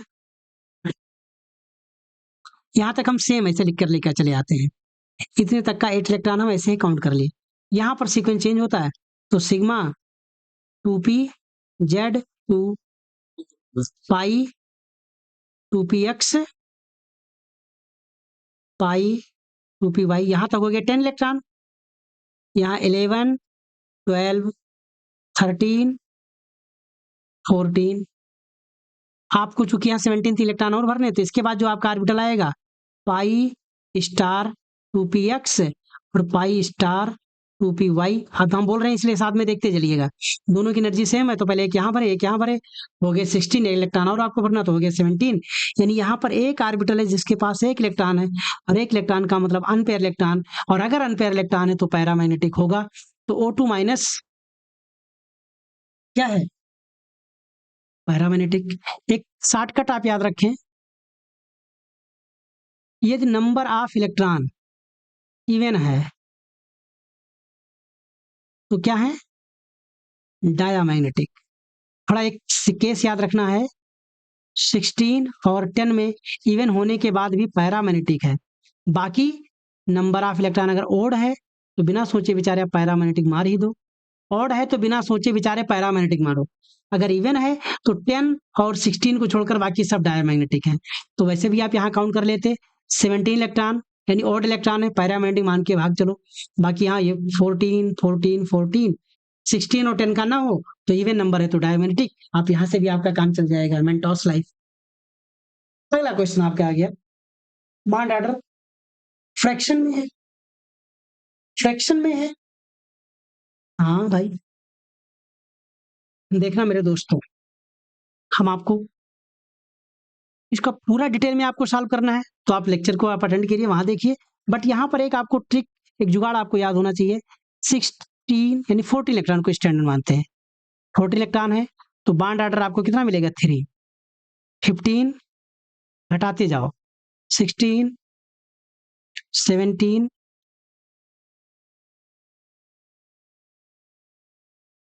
समझ पा रहे हो? कोई दिक्कत? ऐसे ऊपर चले जाओ भैया और घटाते जाओ, 13 2.5 12, ऐसे आपका आ जाएगा 11 10, इस तरह से आप समझ लीजिए। अब आप भैया समझ लो भैया, O2 16 इलेक्ट्रॉन बॉन्ड ऑर्डर 2, यानी N2 नाइट्रोजन नाइट्रोजन 7 7 14 प्लस 1 लगा, इसका मतलब इलेक्ट्रॉन निकल गया 13 इलेक्ट्रॉन, और 13 इलेक्ट्रॉन का मतलब बॉन्ड ऑर्डर 2.5, फ्रैक्शन यहाँ दिख ही गया। यहाँ भी देखो भैया 14 इलेक्ट्रॉन बॉन्ड ऑर्डर 3, यहाँ भी आपका देखेंगे 14 इलेक्ट्रॉन 6 + 7 + 1 14 इलेक्ट्रॉन बॉन्ड ऑर्डर 3। अब आप समझ गए कि आपका करेक्ट आंसर यही रहा। इसके लिए आप एक चीज और भी समझ सकते हो,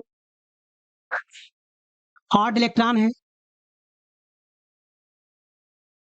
ऑड इलेक्ट्रॉन फ्रैक्शन में बॉन्ड ऑर्डर आपको मिलेगा,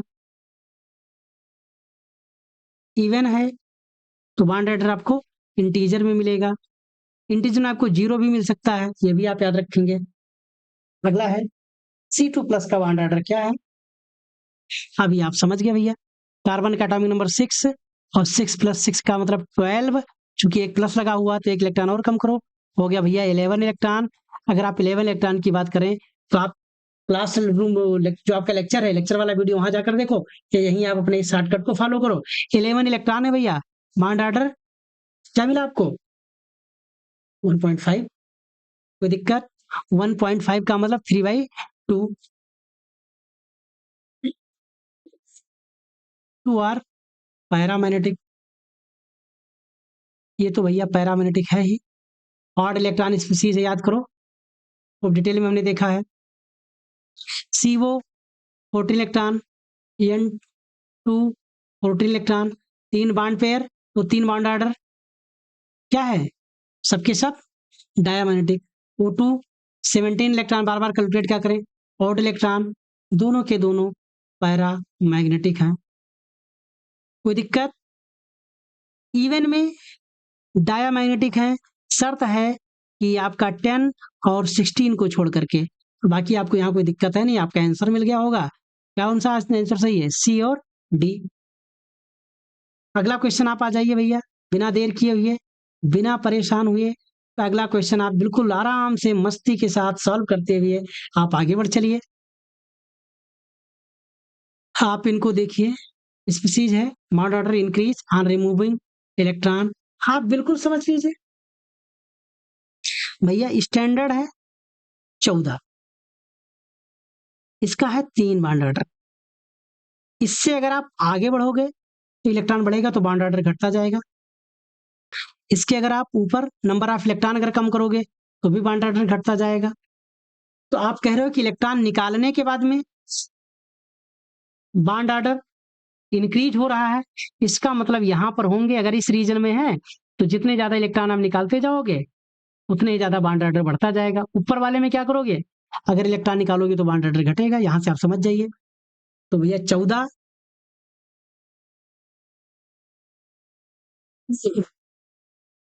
इलेक्ट्रॉन निकालोगे तो 13 यानी 2.5 हो जाएगा। ऑक्सीजन का 16 इलेक्ट्रॉन है यानी 14 से ज्यादा होना चाहिए। बॉन्ड ऑर्डर 2, आपने इलेक्ट्रॉन निकाला 15 किया, बॉन्ड ऑर्डर 2.5, आपने निकाल करके 14 किया, बॉन्ड ऑर्डर 3.0। तो इलेक्ट्रॉन निकालने के बाद में बॉन्ड ऑर्डर यहाँ बढ़ा है, यहाँ आपका 14 इलेक्ट्रॉन ही है तो बॉन्ड ऑर्डर आपका क्या है, 3 है। आपने कई इलेक्ट्रॉन कम कर 13 किया, 2.5 हो जाएगा। अभी आप समझ गए हो। NO 15 इलेक्ट्रॉन, एक इलेक्ट्रॉन अगर आपने निकाल दिया, यहाँ पर 15 में बॉन्ड ऑर्डर क्या, 2.5, अगर एक इलेक्ट्रॉन निकाल करके 14 इलेक्ट्रॉन किया, बॉन्ड ऑर्डर हो गया 3.0। यहाँ भी बॉन्ड ऑर्डर बढ़ेगा और यहाँ भी बॉन्ड ऑर्डर बढ़ेगा। Correct answer A and C। क्या हमारी बात आप यहाँ तक समझ रहे होंगे? इसको आप लेकर के आप यहाँ देख लीजिए। बॉन्ड ऑर्डर बार बार वही बात क्या बताते जाए भाई। 8 7 15, 8 7 15 निकल गया 14, यहाँ पर 8 7 15 और एक 16। अब आप बता दीजिए बॉन्ड ऑर्डर किसका कितना है। क्या हम बताएं कि आपका काम हो गया? हमें लग रहा है कि आप समझ गए होंगे। बॉन्ड ऑर्डर यहाँ कितना मिला भैया, 2.5, यहाँ कितना मिला 3, यहाँ कितना मिला 2। तो आप समझ जाइए बॉन्ड ऑर्डर का कौन सा, इंक्रीजिंग ऑर्डर। तो इंक्रीजिंग ऑर्डर का मतलब सबसे कम वाला पहले NO माइनस, फिर उसके बाद में NO, फिर उसके बाद में NO प्लस। आप समझ चुके होंगे, this one is your correct answer. आपका कौन सा है, increasing order, increasing order, increasing order, increasing order, increasing order, increasing order. आ जाइए भैया, कौन सा आंसर सही है? Na प्लस को सबसे पीछे होना चाहिए, Na प्लस को सब इंक्रीजिंग ऑर्डर, बढ़ते हुए क्रम में। यार हमको निशाना ऐसे लगाना है ना, NO, NO, NO plus, NO plus, NO plus, NO plus. Sequence कुछ गड़बड़ हो गया, चेक कर लीजिएगा। यहाँ पर भैया फिर से चेक कर ले यार, 16 इलेक्ट्रॉन, 15, 14, 2, 2.5 एंड 3। इसमें ऑप्शन थोड़ा सा है, आप चेक कर लीजिएगा। कुछ गलत हुआ तो आप दोबारा आंसर बना लीजिए। गलत छप गया है मेरे दोस्त, देख लीजिएगा जाकर के। अगला question, number of anti bonding electron pair in O-2-2, number of anti bonding electrons, इसमें moleculars ion on the basis of MOT। अब आप यहाँ पहुंच गए भैया, आप चलिए O2-2, कोई दिक्कत? बढ़ते जाइए भैया, σ1s2, σ*1s, σ2s2, σ*2s2, कौन सा लगाएं?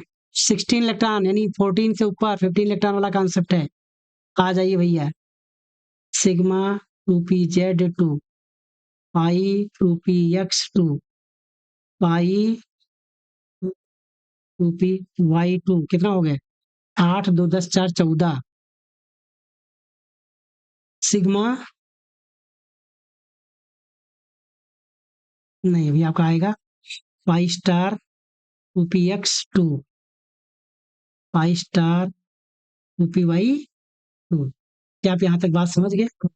अब आप चेक कर लीजिएगा भैया, number of anti bonding electron pairs, कितने इलेक्ट्रॉन पेयर हैं चेक कर लो भैया अच्छे से। एक इलेक्ट्रॉन पेयर आपका यहाँ मिला, एक इलेक्ट्रॉन पेयर आपका यहाँ मिला, और एक इलेक्ट्रॉन पेयर आपका यहाँ मिला, और एक इलेक्ट्रॉन पेयर आपका यहाँ मिला। कितने इलेक्ट्रॉन पेयर मिल गए? 4 इलेक्ट्रॉन पेयर आपको मिल गए। यानी जो एंटी बॉन्डिंग ऑर्बिटल में जो इलेक्ट्रॉन पेयर हैं, यानी जो नॉन यानी एंटी बॉन्डिंग वाले जो इलेक्ट्रॉन है वो 8 इलेक्ट्रॉन है। बॉन्डिंग में चेक करोगे तो 1 2 6, यानी 2 2 4 6 और 4 10, यानी बॉन्डिंग की संख्या 10 है। और अगर आपसे पूछ ले भैया बॉन्ड ऑर्डर, तो 10 - 8 बाई 2 2 बाई 2, यानी 1, इसका मतलब बॉन्ड ऑर्डर 1, यानी O2 - 2 में O और O के बीच में सिंगल सिंगल बॉन्ड है। समझ गए? अगला क्वेश्चन है भैया, valence electronic configuration of N2, जैसे दी बॉन्ड ऑर्डर नाइट्रोजन, कोई दिक्कत नहीं। N2 की बात करो भैया, 40 इलेक्ट्रॉन, बॉन्ड ऑर्डर कितना? 3, N2 माइनस का मतलब 15 इलेक्ट्रॉन, बॉन्ड ऑर्डर 2.5। बताने की जरूरत है कि आप समझ गए मेरे दोस्त। अकॉर्डिंग टू MO2, O2 के पास क्या है भैया? 2 unpaired electron present in pi 2p orbital. बताओ भैया, क्या क्वेश्चन सही है? करेंगे कि आप समझ गए? बोलो भाई, आंसर आपको मिल गया होगा। 2 unpaired electron present in pi 2p orbital. आप और थोड़ा क्लियर करते तो बॉन्डिंग और एंटी बॉन्डिंग क्लियर कर देते तो और अच्छा हो जाता, लेकिन फिर भी यहाँ से यही ऑप्शन आपका करेक्ट है, क्योंकि लास्ट में आपका पाई स्टार 2p1 इस तरह से आगे बढ़ता है। आगे बढ़ जाए, किसके पास बॉन्ड ऑर्डर 2.5 है? आप इसमें से चेक कर लीजिए। जिसके पास नंबर ऑफ इलेक्ट्रॉन तो 15 होंगे, या फिर नंबर ऑफ इलेक्ट्रॉन 13 होंगे। तो 13 इलेक्ट्रॉन और 15 इलेक्ट्रॉन की जो सिस्टम है, यहाँ चेक करके आप मुझे बता दीजिएगा बॉन्ड ऑर्डर 2.5। क्या हम ऐसे बता दें? तो हम आपको ऑप्शन यहाँ बता दे रहे, एक बार चेक करके देख लीजिएगा, और सब में चेक करिएगा, क्योंकि सारे ऑप्शन को आप ध्यान में रखिएगा। चेक कर लो, यहाँ हो जाएगा। Electronic configuration of H2 molecule is, वाह, 2 ही इलेक्ट्रॉन है, तो पहले ही आपका आ जाएगा sigma 1s2, this one is your answer. Sigma 1s2, this one is your answer. अगला क्वेश्चन है, 1 अनपेयर इलेक्ट्रॉन किसके पास प्रेजेंट है भैया? 15 इलेक्ट्रॉन, भैया 14 इलेक्ट्रॉन, भैया 14 इलेक्ट्रॉन, भैया 16 इलेक्ट्रॉन। यहाँ पर तो भैया 0 अनपेयर इलेक्ट्रॉन है, यहाँ पर 2 अनपेयर इलेक्ट्रॉन है, क्योंकि आप मॉलिक्यूलर ऑर्बिटल डायग्राम या इलेक्ट्रॉनिक कॉन्फ़िगरेशन लिखकर आप पता कर लीजिए। यहाँ पर भैया 1 अनपेयर इलेक्ट्रॉन है, तो आपका करेक्ट आंसर समझ ही गए होंगे, this one is your correct answer. आगे बढ़े, on the basis of molecular orbital theory which molecule does not exist. कौन सा मॉलिक्यूल विद्यमान ही नहीं है? भाई मॉलिक्यूल विद्यमान होने का मतलब क्या है? मॉलिक्यूल के एटम के बीच में बॉन्ड होना चाहिए, बॉन्ड होगा तभी मॉलिक्यूल बनाएगा। अगर बॉन्ड ऑर्डर जिसके लिए 0 मिल जाए, इसका मतलब वो मॉलिक्यूल एग्जिस्ट नहीं करता है। यहाँ बॉन्ड ऑर्डर कैलकुलेट करो 1, यहाँ बॉन्ड कैलकुलेट करो भैया 3, यहाँ तो एटम ही है तो मॉलिक्यूल होने का मतलब नहीं। यहाँ की बात करो चल के तो He2 की बात करो तो बॉन्ड ऑर्डर आपको मिलेगा भैया 0, और बॉन्ड ऑर्डर 0 का मतलब ही हुआ कि ये He2 एग्जिस्ट नहीं करता है, यानी He और He के बीच में कोई बॉन्ड नहीं पाया जाता है। He फ्रीली एग्जिस्ट करता है एज ए Fe, क्योंकि आपको मालूम है ये क्या इनर्ट गैस है, किसी को किसी से रिएक्शन करने की जरूरत ही नहीं, अपने आप में मस्त है। इसमें से किसके पास बॉन्ड ऑर्डर 3 नहीं है? जिसके पास 14 इलेक्ट्रॉन ना हो। यहाँ पर भैया 13 इलेक्ट्रॉन, बताएं कि सब समझ में आ रहा है? यहाँ भी 60 माइनस 2 बराबर 14 इलेक्ट्रॉन, यहाँ पर 14 इलेक्ट्रॉन, यहाँ पर भैया 15 माइनस 1 बराबर 14 इलेक्ट्रॉन। सबके पास बॉन्ड ऑर्डर 3, बस इसी के पास नहीं होगा क्योंकि इसका बॉन्ड ऑर्डर क्या है 2.5। आंसर नहीं मिला, आप आगे बढ़ जाइए। रीजन समझ में आ रहा है ना। दूसरा क्वेश्चन है, ग्राउंड स्टेट इलेक्ट्रॉनिक कॉन्फ़िगरेशन है, valence electron of oxygen molecule written. अच्छा है, बॉन्ड ऑर्डर भैया के गायब हुए, इनको यहीं से गायब कर दो। फिर आप यहाँ आ जाइए तो 1 2 यहाँ टोटल कर लीजिए भैया, कितने इलेक्ट्रॉन, बॉन्डिंग इलेक्ट्रॉन हो गया भैया 6, एंटी बॉन्डिंग में हो गया भैया 2, आपने कैलकुलेट कर दिया 4/2, इसका मतलब 2। ऑक्सीजन ऑक्सीजन के बीच में डबल बॉन्ड, कुछ कहने की जरूरत ही नहीं है। वैसे भी आप 60 इलेक्ट्रॉन पर बार बार कैलकुलेट करते आ ही रहे हैं, कुछ कहने की जरूरत क्या है। N2O2 converted into N2 minus और O2 minus, which of the following statement is wrong? In N2 minus, anion bond weakens. In O2, वो bond order increases. In O2 minus, वो bond order decreases. N2 minus become paramagnetic. Wrong की बात कर रहा भैया। भैया N2 में जैसे N2 जब होता है तो bond order 3, N2 minus 1 electron extra, भाई ये 14 इलेक्ट्रॉन था ना, तो बॉन्ड ऑर्डर इतना, जैसे माइनस किया 50 इलेक्ट्रॉन, बॉन्ड ऑर्डर 2.5, यानी इसका बॉन्ड ऑर्डर घट रहा है, यानी बॉन्ड कमजोर हो ही रहा। करेक्ट आंसर है भैया ये, यानी ये स्टेटमेंट करेक्ट है। O2 माइनस में बॉन्ड ऑर्डर इंक्रीज कर रहा है मेरे दोस्तों। O2 में 16 इलेक्ट्रॉन है, बॉन्ड ऑर्डर 2, जैसे आपने एक माइनस लगाया 17 इलेक्ट्रॉन, बॉन्ड ऑर्डर 1.5, तो बॉन्ड ऑर्डर तो भैया घट रहा है, इसका मतलब ये रॉन्ग स्टेटमेंट है। आपके क्वेश्चन के अकॉर्डिंग ये आपका करेक्ट आंसर है। बाकी सारी चीजें जो स्टेटमेंट बोला गया है वो स्टेटमेंट करेक्ट है, ये आपका करेक्ट स्टेटमेंट नहीं है। और आपसे रॉन्ग ही पूछा गया तो रॉन्ग का मतलब ऑप्शन भी आपका सही है। समझ जाएंगे ना, आगे देख लीजिएगा इसे। N2O2 कन्वर्टेड इनटू, इसमें और इसमें आप समझ जाइएगा, ये हो जाएगा 14 इलेक्ट्रॉन से 13 इलेक्ट्रॉन, ये आपका 16 से हो जाएगा 15 इलेक्ट्रॉन, ये 2 से 2.5 बॉन्ड ऑर्डर में पहुंच जाएगा, ये 3 से 2.5 में पहुंच जाएगा। अब आप समझ लीजिएगा, अगला क्वेश्चन आप समझ जाइए। N2 प्लस में एनियन बॉन्ड वीकेंस, ये तो वही क्वेश्चन है। O2 प्लस में बॉन्ड ऑर्डर इंक्रीज कर सकते, डेटा चेंज कर दिया गया है, सही है। O2 प्लस में वो पैरामैग्नेटिक करेक्टर डिक्रीज, ये भी सही है भैया। नंबर ऑफ एम्पेयर इलेक्ट्रॉन, एक क्या बचेगा, O2 में तो 2 एम्पेयर इलेक्ट्रॉन थे बट यहाँ पर एक का है, ये भी सही है। N2 बिकम डायमैग्नेटिक, नहीं भैया पैरामैग्नेटिक हो जाएगा क्योंकि ऑड इलेक्ट्रॉन सिस्टम हो गया ना, 1 एम्पेयर इलेक्ट्रॉन इसके पास हो गए, ये स्टेटमेंट आपका रॉन्ग है। अगला क्वेश्चन सेम टू सेम है।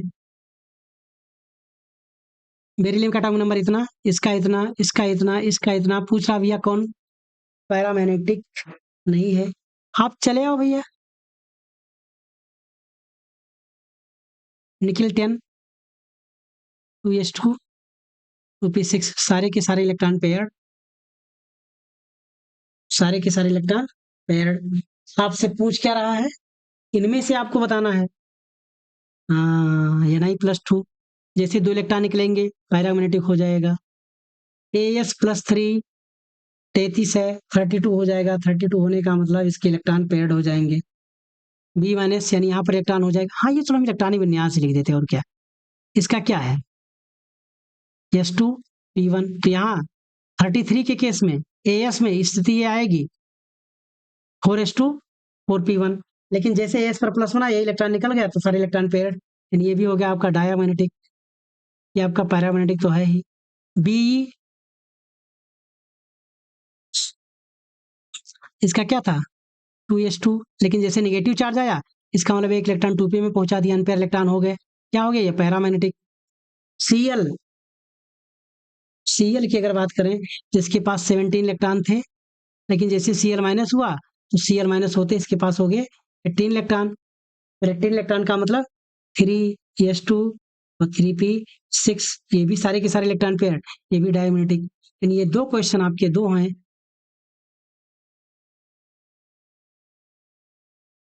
कि जो आर्सेनिक, अरे एक चीज हमको यहाँ पर गलती हो गई है। गलती ये, जो आपका आर्सेनिक है इसका जो करेक्ट इलेक्ट्रॉनिक कन्फिग्रेशन होगा 4s2 और 4p3, और एक इलेक्ट्रॉन जब इससे निकाला गया है तो अभी तो 4p2 है, और p में आपके 2 अनपेयर इलेक्ट्रॉन अभी भी मौजूद है, यानी यह भी क्या है, सॉरी, पैरामैग्नेटिक है। करेक्ट आंसर आपका ये रहा। Arsenic 33 electronic configuration, nitrogen phosphorus arsenic, ये सेम है ना। Number of bonding electron in O2 minus 2, O2 minus 2 bonding electron pair. O2 की बात करो भैया, 5 इलेक्ट्रॉन पेयर बॉन्डिंग वाले हैं, ठीक है, और 4 इलेक्ट्रॉन पेयर, नहीं 3 इलेक्ट्रॉन पेयर, इसमें जब जाएंगे तो 2 इलेक्ट्रॉन और आ जाएंगे, तो 4 इलेक्ट्रॉन पेयर आपके एंटी बॉन्डिंग वाले हो जाएंगे। अब आप सोच लो भैया क्या मिलेगा आपको, 18 इलेक्ट्रॉन का कॉन्सेप्ट है ना, बस हो गया। तो बॉन्डिंग आपसे पूछ रहा है, तो बॉन्डिंग हो गए 5, एंटी बॉन्डिंग की पूछे तो एंटी बॉन्डिंग इलेक्ट्रॉन पेयर आपका ये है। नॉर्मल सिचुएशन में देखोगे O2 में तो ये आपका 3 इलेक्ट्रॉन पेयर है इसमें, क्योंकि -2 जैसे किया करेगा तो इसके पास 2 इलेक्ट्रॉन और आगे ऐड हो जाएंगे। होमो न्यूक्लियर मॉलिक्यूल है जिसके पास ऑर्बिटल है वो डीजनरेट है, डीजनरेट है। कौन कौन से ऑर्बिटल डीजनरेट है, किसकी किसकी एनर्जी सेम है, डीजनरेट होने का मतलब क्या है, जिसकी एनर्जी सेम हो। ये तो साफ साफ सी बात है, अलग अलग है ऐसा तो है नहीं।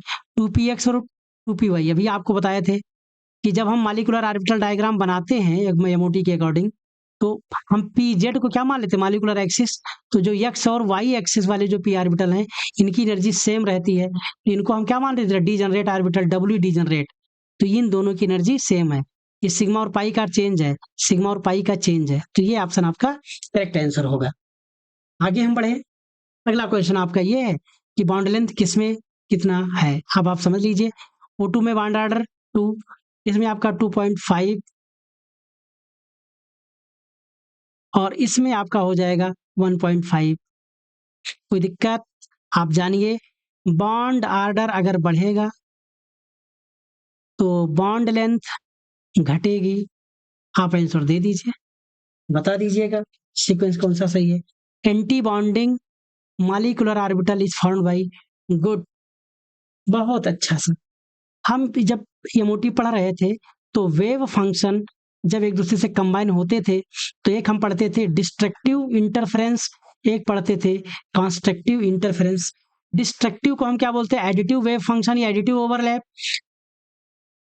कंस्ट्रक्शन वाले को हम बोलते थे एडिटिव, और जो आपका डिस्ट्रक्टिव था इसको हम बोलते थे सब्सट्रैक्टिव। तो आप समझ लीजिए, एंटी बॉन्डिंग की बात हो रहा है तो सब्सट्रैक्टिव ओवरलैप या destructive interference, subtraction of wave function, good, यही ऑप्शन सही है। मल्टीप्लिकेशन डिवीजन का कोई मतलब ही नहीं है, दो ही है, एडिशन या सब्सट्रैक्शन। तो एडिशन को हम बोलते हैं कंस्ट्रक्टिव इंटरफेरेंस, संपोषी व्यतिकरण। सब्सट्रैक्शन को क्या बोलते हैं, डिस्ट्रक्टिव इंटरफेरेंस, विनाशी व्यतिकरण। ये आप समझ लीजिएगा। तो एंटी बॉन्डिंग से बनेगा ये, और बॉन्डिंग वाले ऐसे बनेगा। अगला question, intermolecular attractive force very in order, बहुत अच्छा क्वेश्चन है। यहाँ तो आपको 3-4 कॉन्सेप्ट अप्लाई करना है। हाइड्रोजन बॉन्डिंग, और हाइड्रोजन बॉन्डिंग वाटर में सबसे ज्यादा है, फिर उसके बाद में एल्कोहल में है, और फिर उसके बाद ईथर में है। तो भैया ये सीक्वेंस आपका बनेगा। इसका करेक्ट आंसर है हाइड्रोजन बॉन्डिंग। समझ पा रहे हो, ऑप्शन अपना देख लीजिए, water, alcohol and ether, water, alcohol and ether. आप हाइड्रोजन बॉन्डिंग पर पहुंच भी गए हो। Ionic bond present, the bonding present in, इनका इतना, हाँ बहुत अच्छा। ये वाला जो बॉन्ड देख रहे हो स्ट्रक्चर से यही देख लीजिए, ये आपका हाइड्रोजन बॉन्डिंग है, ये आपका कोवलेंट बॉन्डिंग है, ये वाला आपका आयोनिक बॉन्डिंग है, अब आप समझ लो भैया कौन कौन से बात हैं। आयोनिक भी, कोवैलेंट भी, और दो मॉलिक्यूल के बीच में हाइड्रोजन बॉन्डिंग भी, जिसको लीजिए और करेक्ट आंसर। कुछ आपको कहने की जरूरत है? हमें लग रहा है कि आप सब कुछ समझ पा रहे हैं। समझ पा रहे हैं तो थोड़ा सा धैर्य के साथ और बैठिए। अब हम लोग समाप्ति की तरफ बढ़ रहे हैं और आप बहुत जल्दी से कंप्लीशन की ओर आगे बढ़ रहे हैं। इस क्वेश्चन को आप देखिए, किसमें हाइड्रोजन बॉन्डिंग बहुत स्ट्रांग होता है? हाइड्रोजन बॉन्डिंग आपका हाइड्रोजन फ्लोराइड में बहुत ही स्ट्रांग होता है। तो करेक्ट आंसर आपका सी है। मेरे दोस्तों, आपको कोई तकलीफ नहीं, तो बिना देर किए हुए आप इस सेशन को शेयर करो, सब्सक्राइब करो, और फिर हम क्वेश्चन नंबर 198 की तरफ आगे बढ़े। ये रहा हमारा क्वेश्चन नंबर 198। इस तरह से आप लोगों ने क्वेश्चन नंबर 197 को आपने सॉल्व किया। अब हम आगे बढ़ते हैं क्वेश्चन नंबर 198 की तरफ। 198 क्वेश्चन आपका कैसे रहा? ये है आपका, एक आइस क्यूब है, आप समझ के वाटर मॉलिक्यूल की बात कर रहा है।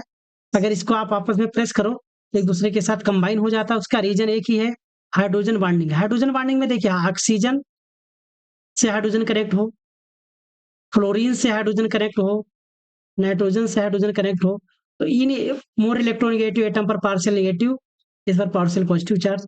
तो एक मॉलिक्यूल का हाइड्रोजन दूसरे मॉलिक्यूल या ग्रुप के ऑक्सीजन या फ्लोरीन या नाइट्रोजन से अट्रैक्टिव बॉन्ड, यानी एक अट्रैक्शन फील करता है, उसी को आप क्या कहते हैं? Hydrogen bonding. जैसे वाटर की बात करें, वाटर में एच वो एच, ऐसे में दूसरे मॉलिक्यूल का एच ओ एच, ये आपका क्या हाइड्रोजन बॉन्डिंग है।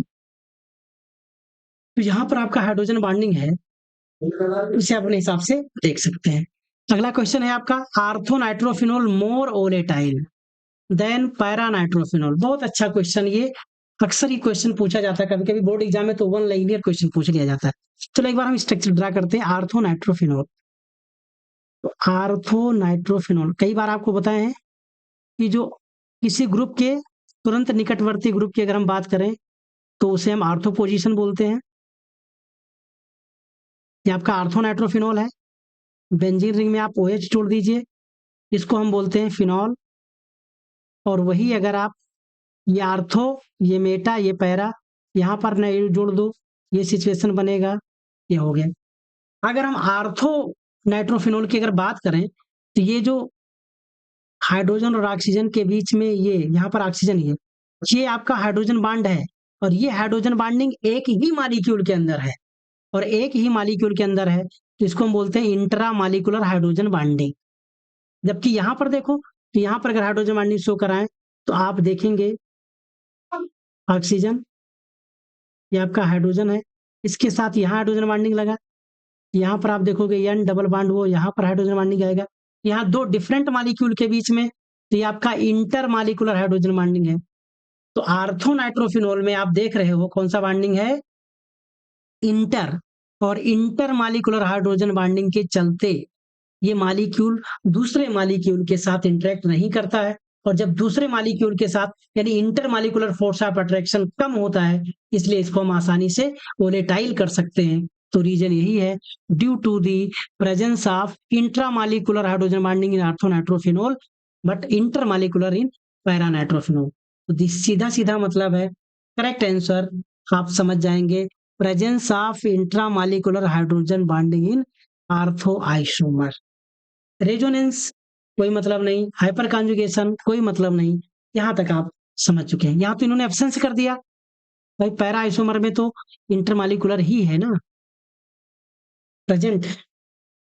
अगला क्वेश्चन, अगर हम इस क्वेश्चन नंबर 200 पर अगर पहुंचे, तो ये जो हाइड्रोजन बॉन्ड किसमें सबसे कमजोर है? वाह, बढ़िया क्वेश्चन है ये। यहाँ पर आप ऑप्शन देख रहे होंगे 4, एस, एच और वो, ये वाला जो हाइड्रोजन बॉन्ड है ये आपका वीकेस्ट है। समझ पा रहे हैं ना? इस तरह से आप हाइड्रोजन बॉन्डिंग को आप बहुत अच्छे से समझ लिए, और इस तरह से हम और आगे की तरफ नए नए क्वेश्चन को हम सॉल्व करें। अगला क्वेश्चन रहा आपका 201, ये रहा। देखिए आपका क्वेश्चन नंबर 201 201 किस तरह से है, इसको आप आंसर दीजिए। और आंसर जो आपको मिल रहा है, कौन वाटर में ज्यादा सॉल्वेबल है? तो वाटर के साथ जो हाइड्रोजन बॉन्डिंग बनाए, आपका एथिल अल्कोहल OH ग्रुप की वजह से हाइड्रोजन बॉन्डिंग बनाएगा। ये आपका करेक्ट आंसर रहा। Hydrogen bonding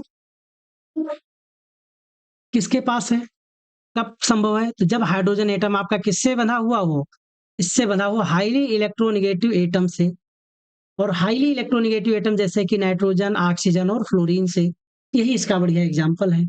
very small atom of second period, ये भी सही है क्योंकि ये सब के सब स्मॉल एटम है। Small atom having at least ये लोन पेयर ऑफ इलेक्ट्रॉन्स, ये भी सही है।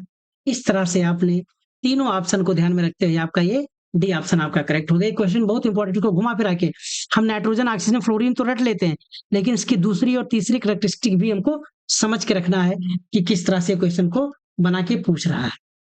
इसमें आपसे पूछा जा रहा है कि किसमें किसकी बॉइलिंग पॉइंट सबसे कम है। इसकी बॉइलिंग पॉइंट सबसे कम है, इसका क्या मतलब है? बॉइलिंग पॉइंट सबसे कम होने का मतलब, अगर हाइड्रोजन बॉन्डिंग प्रेजेंट है, इसका मतलब इंटरमॉलिक्यूलर फोर्स ऑफ अट्रैक्शन ज्यादा है, यानी मॉलिक्यूल पास पास है, यानी मॉलिक्यूल को उबालने के लिए ज्यादा टेम्परेचर देना पड़ेगा। तो जिसके साथ हाइड्रोजन बॉन्डिंग होगी उसका मॉलिक्यूलर जो आपका है, हाइड्रोजन बॉन्डिंग के चलते इंटरमॉलिक्यूलर फोर्स ऑफ अट्रैक्शन ज्यादा, तो सबसे ज्यादा वही होगा एचएफ। तो आप जानते हैं कि एचएफ में क्या है, हाइड्रोजन बॉन्डिंग के चलते ये सबसे ज्यादा। उसके बाद की बात करें आपका एचआई है, बाकी अपने मॉलिक्यूलर वेट की वजह से इन सब में वंडरवाल फोर्स ऑफ अट्रैक्शन है, तो एचआई में सबसे ज्यादा, उसके बाद ये एचबीआर थोड़ा सा कम, एचसीएल उससे कम। और रीजन आप ये भी जानते होंगे, एचसीएल को हम लोग गैस भी कहते हैं, हाइड्रोजन क्लोराइड गैस। रीजन यही है कि इसका बॉइलिंग पॉइंट बहुत कम है। अगले क्वेश्चन की ओर हम आगे बढ़े। इसका बॉइलिंग पॉइंट के बढ़ते क्रम में, बॉइलिंग पॉइंट के बढ़ते क्रम का एक ही लॉजिक है, हाइड्रोजन बॉन्डिंग जिसके पास होगा इंटरमॉलिक्यूलर फोर्स ऑफ अट्रैक्शन बढ़ेगा, मॉलिक्यूल वो चिपक चिपक के रहेंगे, और फिर उनको उड़ाने, गर्म करके उड़ाने के लिए ज्यादा मुझे एनर्जी देनी पड़ेगी। तो जहां हाइड्रोजन बॉन्डिंग वही ज्यादा है, तो हाइड्रोजन बॉन्डिंग यहाँ समझ में आ गया। उसके बाद का जो सीक्वेंस है, वो सीक्वेंस किसकी वजह से, वंडरवाल की वजह से। तो यहाँ तो हाइड्रोजन बॉन्डिंग की वजह से सबसे ज्यादा, बाकी ये वंडरवाल के सीक्वेंस में मॉलिक्यूलर वेट बढ़ेगा तो इंट्रामॉलिक्यूलर फोर्स ऑफ अट्रैक्शन बढ़ेगा, तो बाकी सीक्वेंस आपका ये लगे। यहाँ वंडरवाल फोर्स का कॉन्सेप्ट लग रहा है और यहाँ हाइड्रोजन बॉन्डिंग का लग रहा है। हाईएस्ट बॉइलिंग पॉइंट किसके पास है, हाईएस्ट बॉइलिंग पॉइंट उन्हीं के पास है जिसके पास हाइड्रोजन बॉन्डिंग ज्यादा है। अब हाइड्रोजन बॉन्डिंग की भी बात करें, हाइड्रोजन बॉन्ड तो आपको मालूम है CH4 में तो नो हाइड्रोजन बॉन्डिंग, सबसे कम तो इसी का होगा बॉइलिंग पॉइंट। उसके बाद में यहाँ 4 हाइड्रोजन बॉन्डिंग, एक मॉलिक्यूल के साथ 4 हाइड्रोजन बॉन्डिंग, यहाँ 2 हाइड्रोजन बॉन्डिंग। अब आप समझ ही गए होंगे, हाइड्रोजन बॉन्डिंग सेम तो ऑक्सीजन की इलेक्ट्रोनेगेटिविटी काम आएगी, और इस तरह से आपका सीक्वेंस ये वाला बनेगा। क्योंकि हाइड्रोजन बॉन्डिंग की स्ट्रेंथ दो बातों पर डिपेंड करती है, एक इलेक्ट्रोनेगेटिविटी का डिफरेंस और दूसरा नंबर ऑफ हाइड्रोजन बॉन्ड। अगले क्वेश्चन की बात करें, hydrogen bond energy about to, wow ये क्वेश्चन आपका अच्छा है, ये न्यूमेरिकल वैल्यू है, क्या आंसर है? हाइड्रोजन बॉन्ड क्या है, वीक बॉन्ड है कि स्ट्रांग? वीक बॉन्ड है। ये एक ऐसा बॉन्ड है जिसमें इलेक्ट्रॉनिक एक्सचेंज होता ही नहीं है, और बिना इलेक्ट्रॉनिक एक्सचेंज के बॉन्ड बन रहा है। जैसे आप किसी को देख करके मुस्कुरा रहे हैं, कोई इंट्रोडक्शन नहीं, कोई जान पहचान नहीं, कुछ नहीं, फिर भी आप कुछ ना कुछ हो रहा है। ये जो कुछ कुछ है, ये जो समथिंग समथिंग है, दो डिफरेंट मॉलिक्यूल के बीच में, दो डिफरेंट ग्रुप के बीच में, ये जो समथिंग समथिंग है, without exchange of electron, without exchange of information, जो आप एक दूसरे के साथ समथिंग समथिंग कर रहे हैं, यही समथिंग समथिंग ही हाइड्रोजन बॉन्डिंग है। कोई पूछे क्या हो रहा है, कुछ नहीं,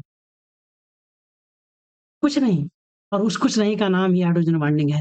ये बहुत ही वीक इंटरेक्शन है, लेकिन ये वीक इंटरेक्शन होने के बावजूद भी बहुत कुछ चेंज करता है, बहुत सारी प्रॉपर्टी चेंज कर देता है। आप तो समझ पा रहे होंगे कि हम क्या करें, और उसी तरह से आप समझ जाइए, ये वीक इंटरेक्शन है, वंडरवाल फोर्स एक वीक बॉन्ड है। अब आप बता दीजिएगा इसकी एनर्जी कितनी है, न्यूमेरिकल वैल्यू, हाइड्रोजन बॉन्ड की जो बॉन्डिंग एनर्जी है वो कितनी होती है। अगला क्वेश्चन, रूम टेम्परेचर पर वाटर लिक्विड है, ये गैस है, रीजन यहाँ पर भैया हाइड्रोजन बॉन्डिंग है, यहाँ पर हाइड्रोजन बॉन्डिंग नहीं है। क्वेश्चन बहुत अच्छा है। Arrangement of bond in ice, सोच लो कैसा रहेगा? टेट्राहेड्रल, ऑक्टाहेड्रल, ऑक्सीजन, एक हाइड्रोजन इधर, एक हाइड्रोजन इधर, एक लोन पेयर आपका इधर, एक लोन पेयर आपका इधर, इधर से भी हाइड्रोजन बॉन्डिंग, इधर से भी हाइड्रोजन बॉन्डिंग, ये वाला हाइड्रोजन बॉन्डिंग, ये वाला हाइड्रोजन बॉन्डिंग, ये वाला हाइड्रोजन बॉन्डिंग। अब आप समझ पा रहे होंगे कौन सा स्ट्रक्चर आपका सही रहेगा? आप समझ कर मुझे बता दीजिए। अगले क्वेश्चन पर हम बढ़े। H2O का जो मॉलिक्यूल है किस तरह से अरेंज होना, वही क्वेश्चन का मॉडिफाइड वर्जन है। आप बता दीजिएगा भैया क्या आंसर है। अगला क्वेश्चन है किसका बॉइलिंग पॉइंट सबसे ज्यादा है? आप हाइड्रोजन बॉन्डिंग देख लीजिए, इसी पर आप मार दीजिए, बाकी कुछ जरूरत ही नहीं है। बाकी को कंपैरिजन करना है तो मॉलिक्यूलर वेट के कंपैरिजन में आप उन्हें देख लीजिए कि मॉलिक्यूलर वेट ज्यादा यानी वंडरवाल फोर्स से ज्यादा, और वंडरवाल फोर्स ज्यादा तो उसके हिसाब से आप मल्टी पॉइंट बॉइलिंग पॉइंट आप कंपैरिजन कर लीजिए। अगला क्वेश्चन है excessive solubility of alcohol is water due to the hydrogen bonding. कुछ कुछ बहुत कुछ है। अब आप समझ गए होंगे और क्या पूछने की बात हो रही है। अब आप इन दोनों क्वेश्चन को आप मिक्स करोगे तो शायद आपका करेक्ट आंसर मिल जाएगा मेरे बंधु। इसीलिए हम आपको वहां पर इसके न्यूमेरिकल वैल्यू नहीं बताए थे। अब आप दोनों क्वेश्चन को देखिए, आपका आंसर दिख जाएगा। किसमें हाइड्रोजन बॉन्डिंग पॉसिबल नहीं है? यहाँ पॉसिबल है, यहाँ पॉसिबल है, यहाँ पॉसिबल है, यहाँ पर पॉसिबल नहीं है। Acetic acid can exist as dimer, reason एक ही है hydrogen bonding CH3 COH, C double bond वो CH3 C डबल बॉन्ड वो OH, ये हाइड्रोजन बॉन्डिंग, ये हाइड्रोजन बॉन्डिंग दो मॉलिक्यूल के बीच में तो इंटरमॉलिक्यूलर हाइड्रोजन बॉन्डिंग, जिसकी वजह से दो मॉलिक्यूल आपस में कंबाइन होते हैं और कंबाइन होने का मतलब डाइमराइज हो जाते हैं। This one is your correct answer. आगे बढ़ जाएं। Yes, boiling point of maximum किसके साथ होगा? Maximum boiling point, maximum boiling point, maximum boiling point strong hydrogen bond. Answer क्या है? Strong hydrogen bond. आप समझ जाइए आंसर क्या होगा। आप यहाँ पर आ जाइए और बस वही आंसर भी मिल गया आपका। Energy required to evaporate the water molecule compare to energy required to break, ये बात हुई। समझ गए कि नहीं समझ गए? इवेपोरेट करना है, इवेपोरेट का मतलब हाइड्रोजन बॉन्डिंग के अगेंस्ट आपको काम करना है, जबकि ब्रेक करने के लिए कोवेलेंट बॉन्ड के अपोजिशन में आपको काम करना है। तो कोवेलेंट की एनर्जी ज्यादा है, हाइड्रोजन बॉन्डिंग की एनर्जी कम है, यानी इवेपोरेशन में जो एनर्जी चाहिए वो कम चाहिए। आंसर आपका मिल गया होगा क्योंकि आपका वीक इंटरेक्शन है। समझ पा रहे हो? अगला क्वेश्चन, अगला क्वेश्चन आपका रहा ये। हाँ, hydrogen bond is intermediate between, wow समझ गए भैया। वंडरवाल से तो तगड़ा है बट कोवैलेंट से कमजोर है। हाइड्रोजन बॉन्ड इन दोनों के बीच में है, वी और CV के बीच में आपका H भी है। Ice an open cage structure compare to water due to the float reason. आप समझ जाइएगा, रीजन समझ जाइएगा। अगला question, intermolecular force hydrogen fluoride due to, question बताने की जरूरत ही नहीं है। Shortest length of hydrogen bond is present in good,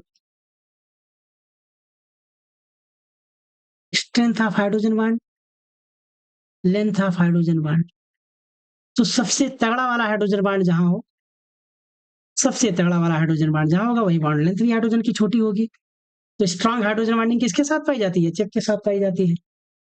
अगला क्वेश्चन हमारा रहा, what is the maximum number of hydrogen bond in which water molecule can participate?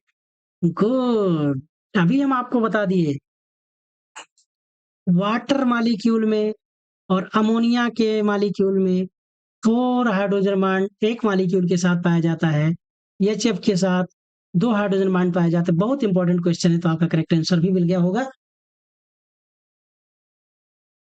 कोई दिक्कत? अगला क्वेश्चन आप समझ लो भैया। Density of ice is less than density of water, reason आप एक्सप्लेन कर दीजिएगा। चैप्टर में आपको बहुत बार बताया जा चुका है, कुछ बताने की आपको जरूरत नहीं है। अगर यहाँ तक आपको कोई क्वेश्चन बताने की जरूरत नहीं है, तो मेरे दोस्त hydrogen bonding in strongest in, अब सोचो भैया, हाइड्रोजन बॉन्डिंग जहां होगा वहीं तो होगा। एथेनॉल फार्मूला लिख दो, CH3 CH2 OH, यही तो हाइड्रोजन बॉन्डिंग मिल रही है। बाकी इसकी बात करो, CH3 CH2 O CH2 CH3, यहाँ तो हाइड्रोजन बॉन्डिंग ही नहीं है। इथाइल क्लोराइड, ये तो और आपको उल्लू बना रहा है, CH3 CH2Cl, कोई हाइड्रोजन बॉन्डिंग ही नहीं है, नो हाइड्रोजन बॉन्डिंग। ट्राई एथिलेमीन, हाँ, आपके मन में आएगा कुछ समथिंग समथिंग। अरे देख लो भैया, नाइट्रोजन आपका हाइड्रोजन बॉन्डिंग तो दिखाता है, लेकिन इसके साथ क्या जुड़ा होना चाहिए? हाइड्रोजन। यहाँ तो कुछ है ही नहीं, यहाँ भी नो हाइड्रोजन बॉन्डिंग, नहीं हाइड्रोजन बॉन्डिंग, नहीं हाइड्रोजन नहीं हाइड्रोजन, यहाँ पर हाइड्रोजन बॉन्डिंग है। आंसर आपका मिल गया। अब हमारा जो क्वेश्चन नंबर आ रहा है 24, आपको इसका आंसर देना है। अगर आप इतनी यात्रा तक आ गए हैं, अगर आप गलती से या इंटरेस्ट से, तो आप समझ गए होंगे कि जिस तरह से एक्सप्लेनेशन करने की कोशिश की गई आपको कैसा लगा। अगला क्वेश्चन ये भी रहा, इन दोनों को आप कमेंट करके आप बताइएगा। अगर आपको मजा आ ही गया है, तो आप सेशन को लाइक कर दीजिए, शेयर कर दीजिए, और पहली बार देख रहे हो तो सब्सक्राइब कर ही दिए होंगे। मुझे विश्वास है अगर आप इतनी दूर तक आए तो सब्सक्राइब कर ही दिया होगा। और अगर आप इतनी देर तक रहे, आपको बहुत बहुत शुक्रिया, धन्यवाद, थैंक यू, आपको बहुत बहुत आभार। आप इतनी लंबी यात्रा में आप हमारे साथ इतनी देर तक रहे, थैंक यू, थैंक यू।